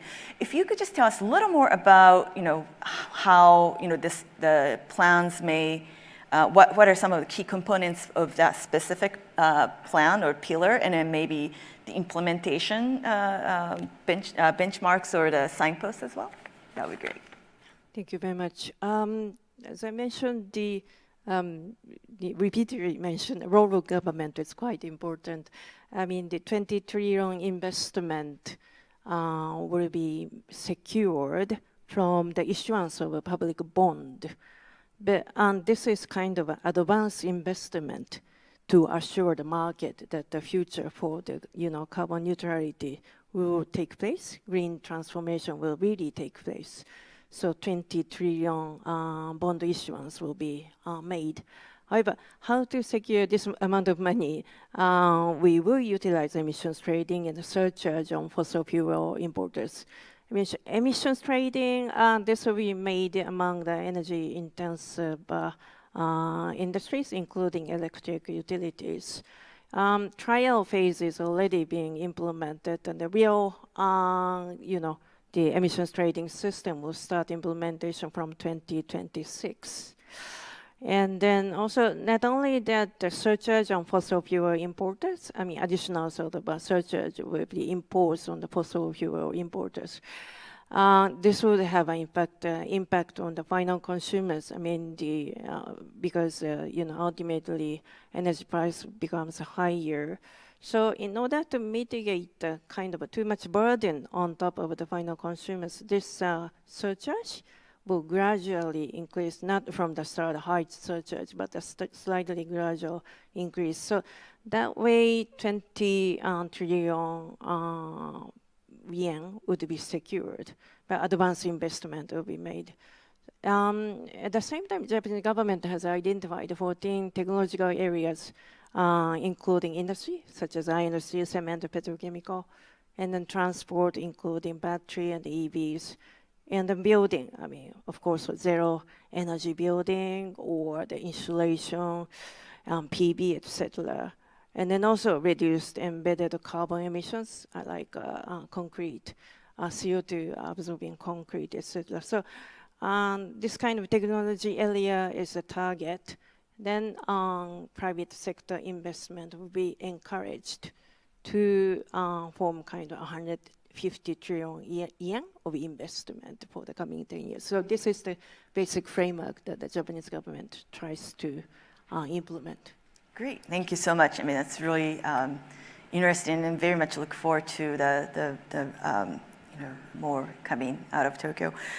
Ben, coming back to you. So you've already mentioned about how the crisis has affected, the role, the way that we perhaps, certainly in Washington, look at the role of natural gas, for example. But around the world, what are some of the effects that this crisis has had on oil gas industry, like some of the major suppliers of hydrocarbons? So the United States being one of them, but there are quite a few players in the Middle East and etc. Yeah, I think the last year has definitely raised a lot of questions about whether or not we're investing sufficiently in oil and gas production. And that's true right across the world. I think the only countries that you can say are definitely on the path to invest enough are probably in the Gulf. Countries like Saudi Arabia and the UAE, which are really expanding production. But those countries are few and far between. One significant trend in the last year has been, with the shale oil and gas boom in the United States, there's been a huge focus on shifting away from what are called long cycle investments. Think of a deep water oil and gas field where you discover it, you develop it, you don't actually produce from it for 5 to 7 years or even longer in some cases. The investor appetite for that kind of project has really gone away. And I think the question is shale enough to satisfy global demand? Not clear. I think in the United States, this country is still growing into its role as an energy exporter. The US is becoming a critical exporter of natural gas, but also crude oil and petroleum products. And this is something that's really quite new for Washington policymakers to grapple with.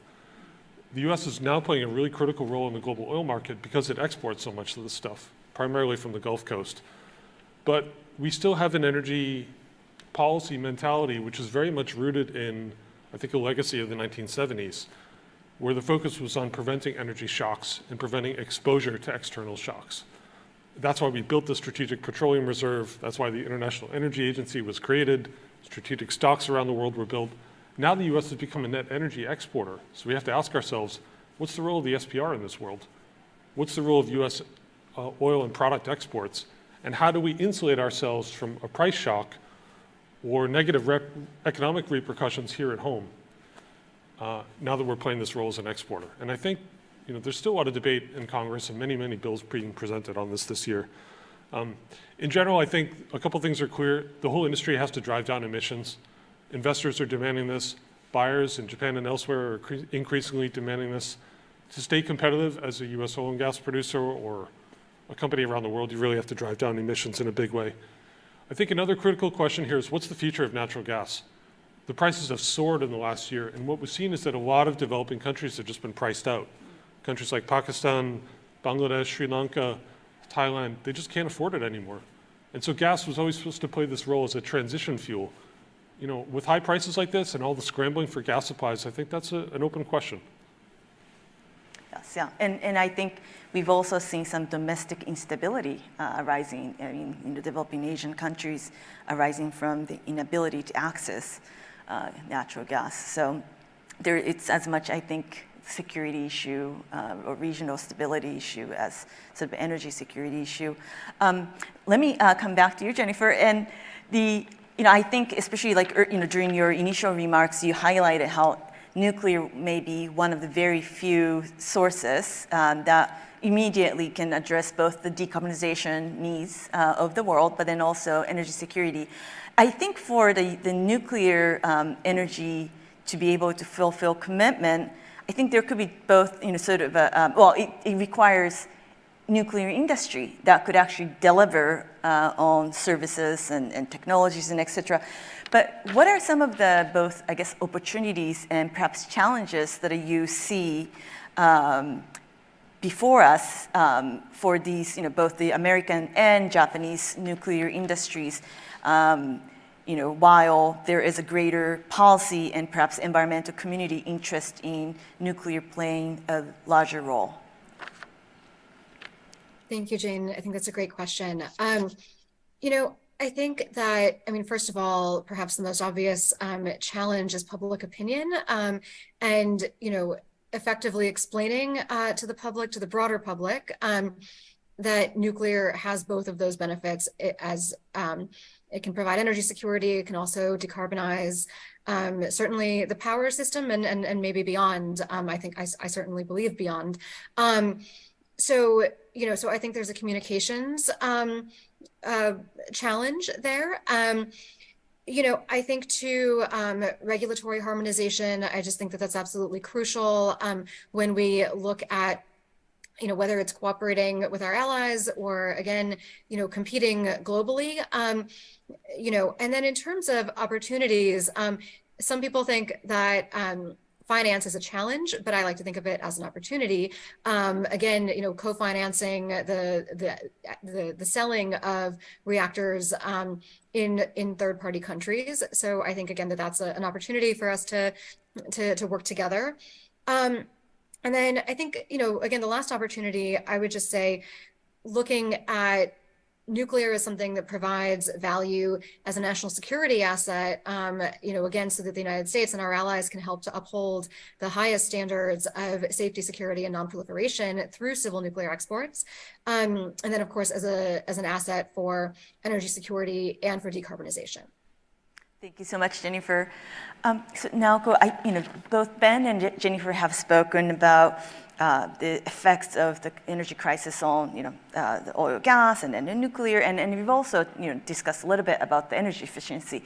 And I was just curious as to, as you, study, both the Japanese approach and the U.S. and Europe, if you've seen some of the, what are some of the effects that you've seen on the energy efficiency investments, or perhaps, more of innovation or, corporate activities, and then also to some extent, since you're sort of representing Japan on the podium, if you could share with us, what are more economy-wide effects that the energy security concern has had. I think that when the cost of electricity goes up, it's hard for many manufacturing companies in Japan to be able to keep the business, strong and robust. So if there's some of the more energy economy-wide issues that you've seen. And of course, if you'd like to talk about beyond Japan as well, because I know you cover the entire world, so yeah, that would be great. Thank you very much. Great question. Yeah, certainly the energy efficiency importance has become much higher than ever before. And I have seen a survey conducted among industry members, 2,500 companies in Germany, for example, and a survey was conducted, and the reaction against this high energy prices for oil, gas, and electricity, and what they aspire to do, what they wish to do. The primary, sort of a preference was a consumer cost transfer to the product. That is the first answer. But the second answer among these industry members was energy efficiency improvement. They make investment on energy efficiency. And the third one is perhaps the alternative energy, use of bioenergy or the renewables, other type of renewables. And the fourth one is the production adjustment. Reduce the production. And then the fifth one is relocation of the plants. So I think for the short-term reaction to the high energy price, this order is quite a reasonable rationale action taken by the industry sector, cost transfer, energy efficiency, and then renewable production adjustment and the relocation of the plant. But if this energy crisis prolongs, whether this activity on energy efficiency alone can be a good solution or not is we need to really think about it. So certainly we have to continue making investment on improving the production efficiency. That's certainly for sure. But our concern is on this final, priority, which is the relocation of the plants. I mean, the German industry members are so concerned about the relocation of those factories to the United States because of the stable supply of natural gas as well as the incentive provided by IRA. So once again, each economy country would have a greater role by the government to provide assurance that their economic activities can continue towards the carbon neutrality. So that's the thing. And then coming back to your question on Japan-wide impact, certainly, I mean, as Ben and Jennifer highlighted very well, the revival of nuclear is one thing. And the Japanese Prime Minister announced that they make a new investment of nuclear. And then also, Japanese government tries to restart additional 7 units of nuclear power plant, altogether 17 units of nuclear power plant by this summer. So that way, balance between electricity demand and supply would be eased, and then also price-wise, it would have some kind of impact to mitigate. So that way, I mean, supply side issue is now trying to be solved, but on demand side, certainly industry members are trying to, again, continue energy efficiency improvement.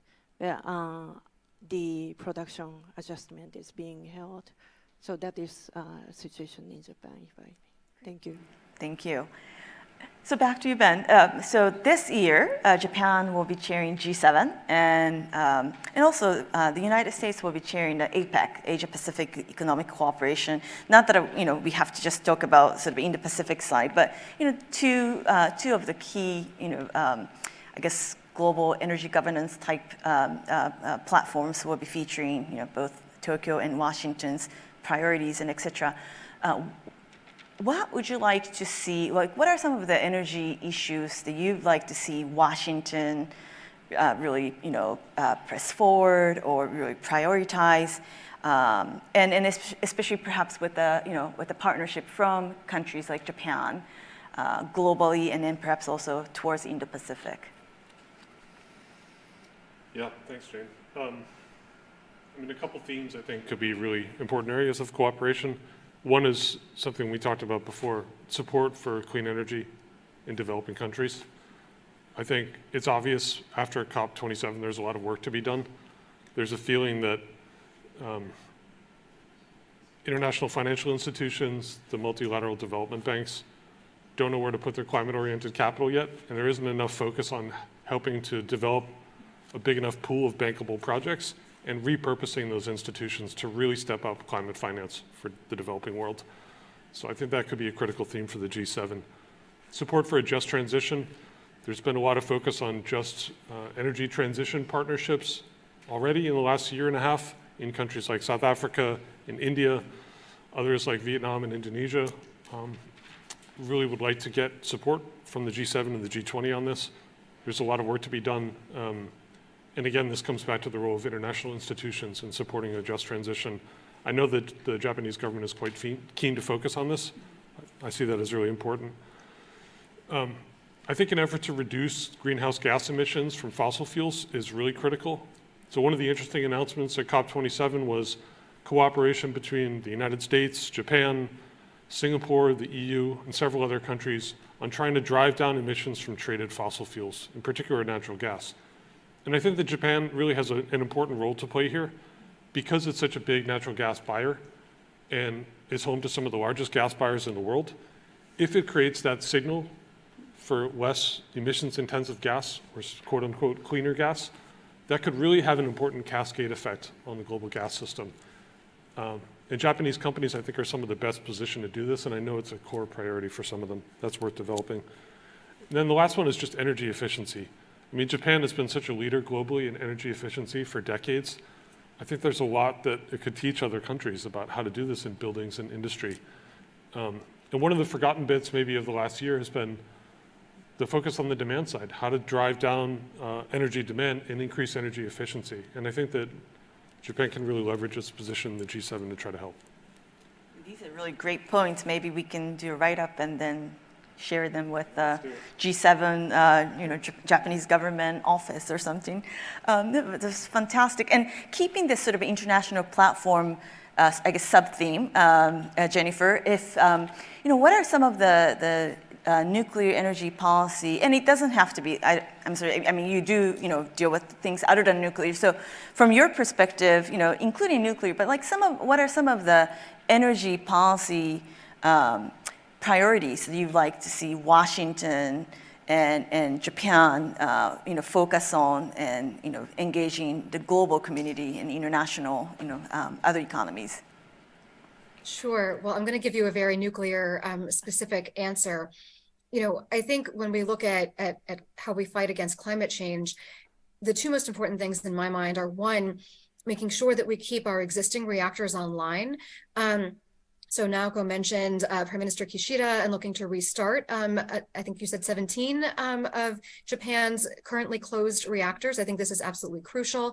The United States, in our legislation, we have created the Civil Nuclear Credit Program to also allow our existing reactors to continue on, to the fullest extent of their lifespan. So, I think this is crucial. The reactors that we have, I think, are the greatest tool that we have at this moment to fight against climate change.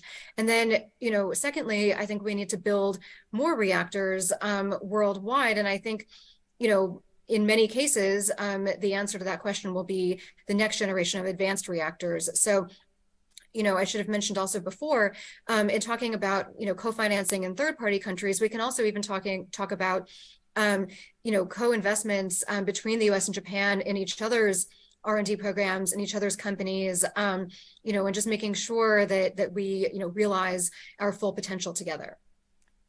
That's a very important point, and I'm glad that you brought it up. Yeah, thank you. Now,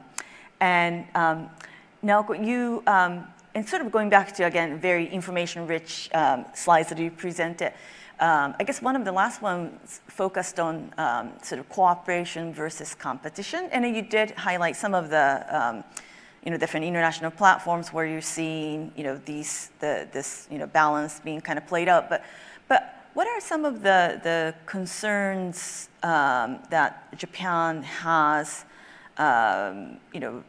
about this where this balance may lead to, if you will? And I think in our sort of a casual chat beforehand, especially in light of Japan announcing carbon pricing, I mean, there's CBAM is a pretty big factor. I think even within the United States, a lot of industries, energy, dependent industries and policymakers are trying to figure out how best to sort of position ourselves, in the absence of national sort of carbon pricing in the United States. But what are some of the concerns you see, and then perhaps even like some of the opportunities you might see as this competition versus cooperation dialogue proceeds? Thank you very much for the question. Concerns, if I may just highlight the kind of environmental protectionism kind of action taken by, for instance, in the case of Europe, CBAM is certainly a concern. But CBAM will be charged on the iron steel, for instance, chemical and other energy-intensive product. In the case of Japan, domestic implementation of the regulation in relation to CO2 emissions would probably avoid a certain impact on the CBAM. For instance, iron steel. I mean, Japan implements a very stringent law on energy efficiency, and then so the carbon sort of emissions from iron steel would be one of the lowest.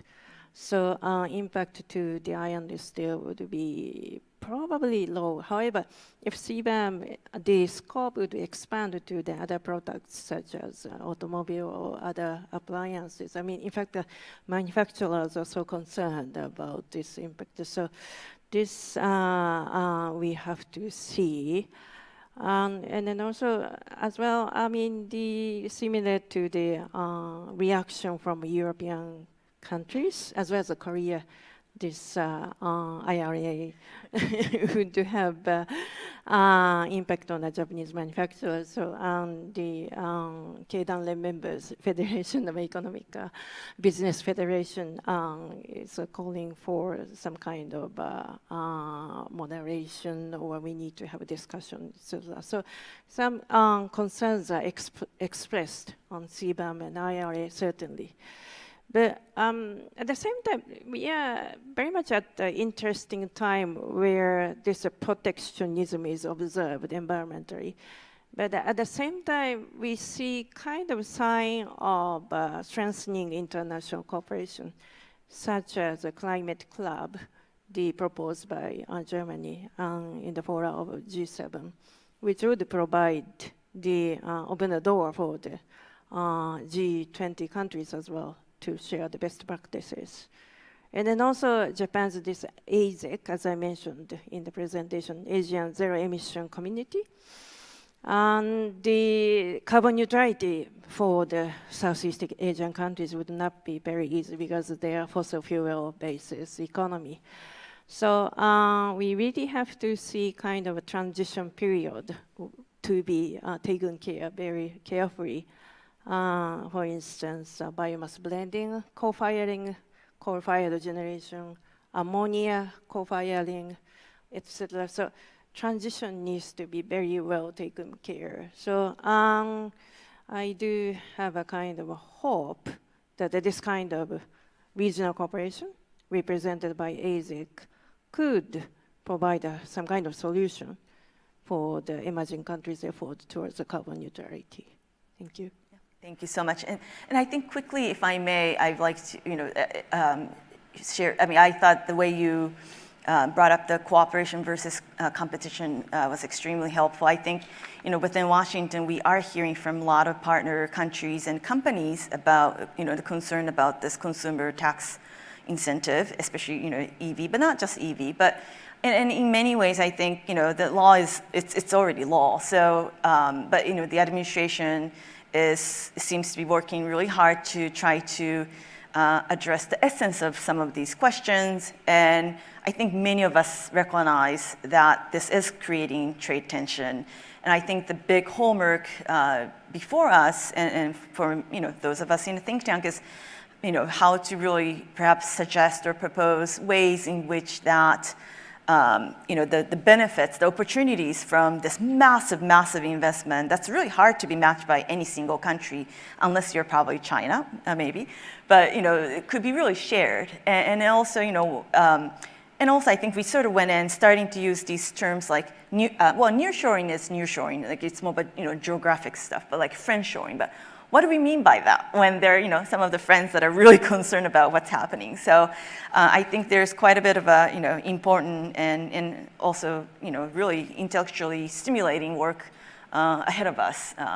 But no, thank you for your comment. Now, I think we have about 10 minutes left. So please, I think we probably have a microphone ready to, there's, the microphone set up. So please come up and ask your question. Please state your name, who you're with, and the question in the form of question. Or if you have comments or suggestions, those are welcome as well. So the floor is open.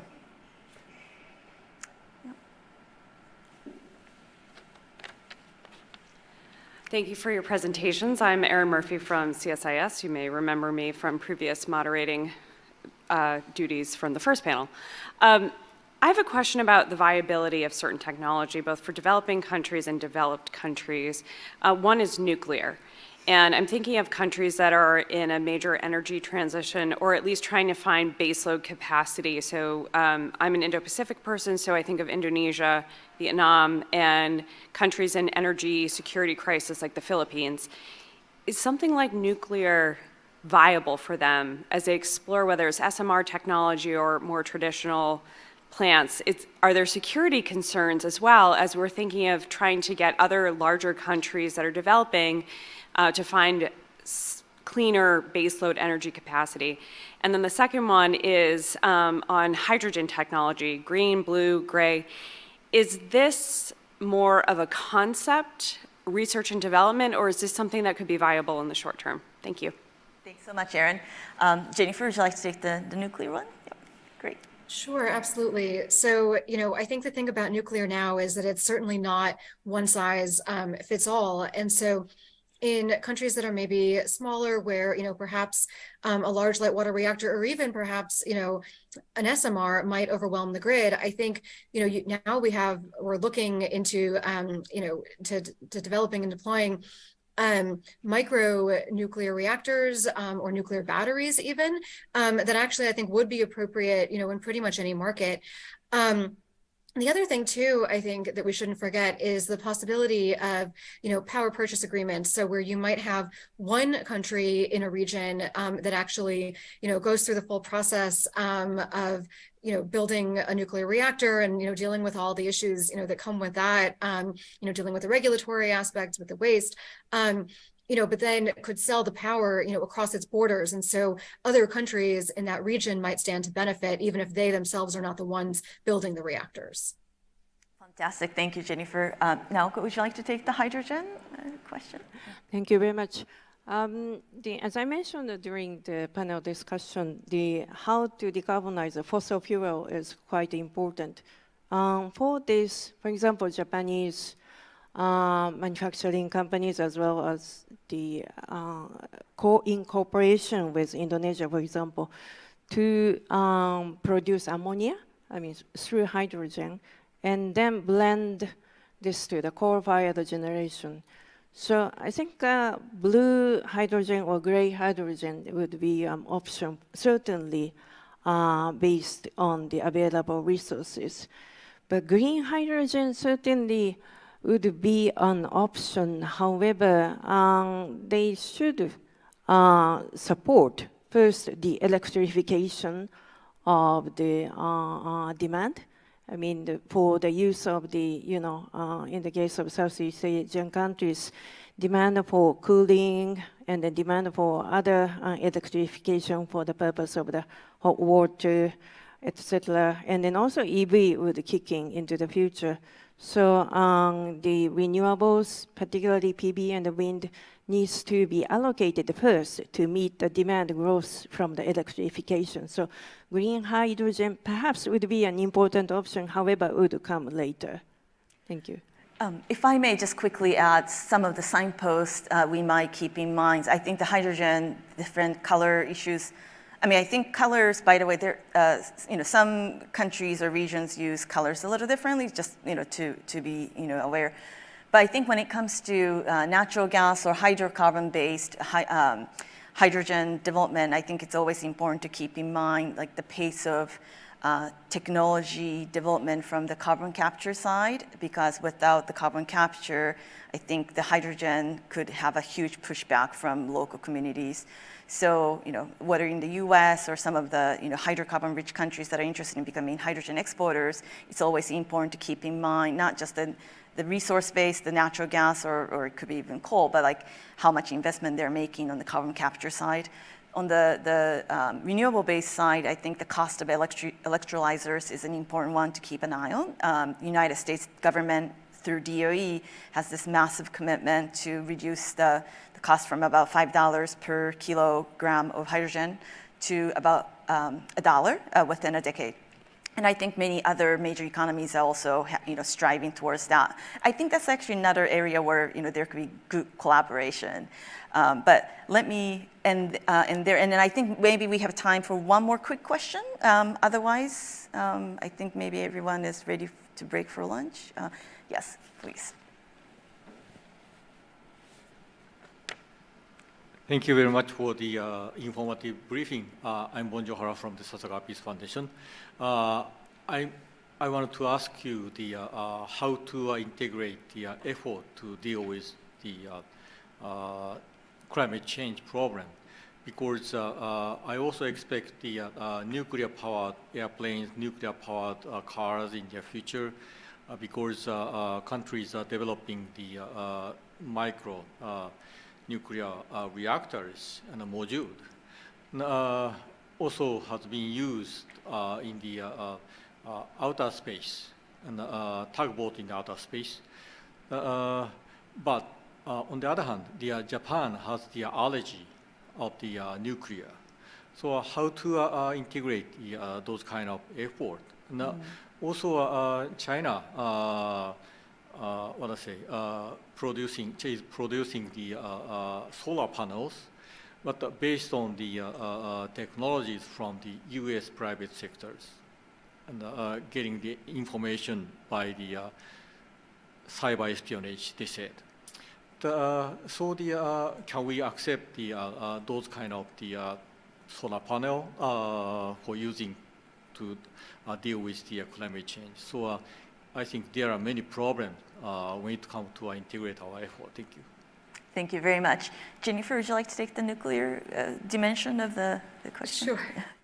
Yeah, absolutely. Thanks. So, usually I consider myself to be pretty bullish on nuclear, but I think, when we start talking about nuclear-powered planes and cars, you might be more bullish than I am. I think, though, in terms of talking about integration of nuclear into the energy systems, and actually to follow on the point about nuclear cars, which I don't know that we'll ever see cars themselves that are nuclear powered, but I do think that when you start to talk about electrifying everything, whether it's EVs, whether it's, electrifying our homes, the first question you have to ask is, okay, well, where's that electricity coming from? And if it's coming from, for example, a coal burning plant, you might not be any better off, than you were before with an internal combustion engine in the car. So, I do think that we should talk about the role of nuclear in the power sector. Especially if we're going to be really, ramping up the extent to which we rely on the power sector for all of this electrification. Thank you so much, Jennifer. And then maybe quickly to the latter half of your question, I think the reliance on a single source, single country that has very different norms and standards and also trade practices is an issue. And I think for that reason, I think the US government has been, in successive recent administrations, been focused on clean energy supply chains. Obviously, under IRA, things are worded that in a way that's really creating a bit of a stomachache among friends and allies. But I think, we really want to get more investments coming into our clean energy supply chains, including solar. And I think today, yesterday, I think the Hanwha of Korea has made huge investment commitment, $2.5 billion, if I'm not mistaken, in the solar manufacturing capacity in the state of Georgia in the United States. So, it's part of the US effort to diversify, not just reduce dependence on such, those type of countries, not just China, but like hypothetically any countries, could be Russia, but also to diversify the global supply chains and make them much more resilient, because the supply chain disruptions could arise from not just the geopolitical incidents. It could be from weather, it could be from things like epidemic or pandemic.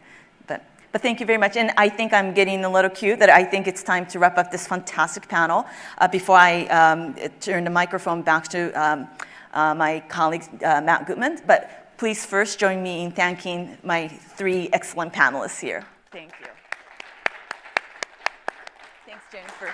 And Matt, the mic is yours. Okay, thank you very much, Jane, and a terrific discussion, and really a great way to end a full half day here of a very timely set of conversations. I wish we had more time, and I realize to my own chagrin that I spent too much time talking and not enough letting you talk as well. But there was so much more that we could have discussed in all three panels. But really, I learned a lot, and including hearing myself speak. So I think it's very valuable to do this kind of thing and get really smart people together and talk about timely issues like the disruption to the global order, and as Dr. Hamre said, we've got a lot of things converging, I think, this week that make this a particularly interesting and timely set of topics. So I want to thank all of our speakers for their participation, especially our speakers who came all the way from Japan. Thank you all day. I want to thank, obviously, the Japan Economic Foundation and Toyota-san and your colleagues, Ishii-san and others. Thank you so much for your support. We love doing this with you, and look forward to the next one. I do want to ask the audience who's in the room. You did receive a questionnaire, I think, when you arrived, and if you could fill that out and leave it in the middle of the table that you're sitting at, we would appreciate that. That's very helpful to all of us to make these events more useful for you. And I think with that, I will just invite Chairman Toyota to come back up, and he may have some final closing thoughts. So please, Mr. Toyota, thank you so much.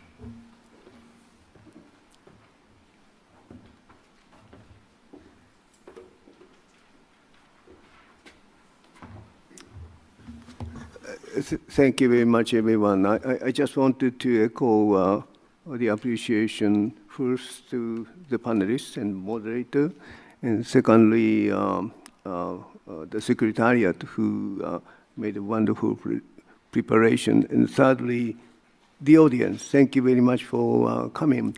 I think we dealt with three challenges: geopolitical risk, and rule-oriented economic system, and thirdly, energy and environment.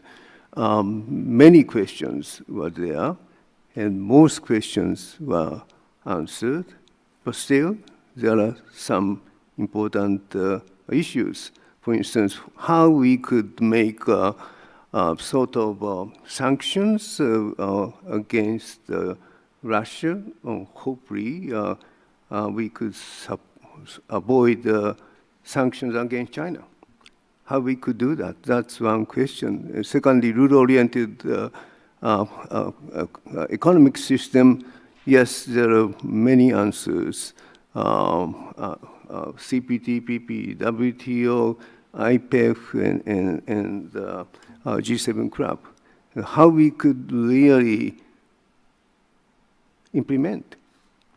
Still, we have to think about it. And thirdly, energy environment. Yes, we are working together, we cooperate with each other, but two important questions: how we could help developing economies, and how we could avoid environmental protectionism. And so a lot of answers were given, but a lot of homework for us to do. So I think such an important forum could be continued, and we would like to continue our discussion. Thank you very much. Thank you.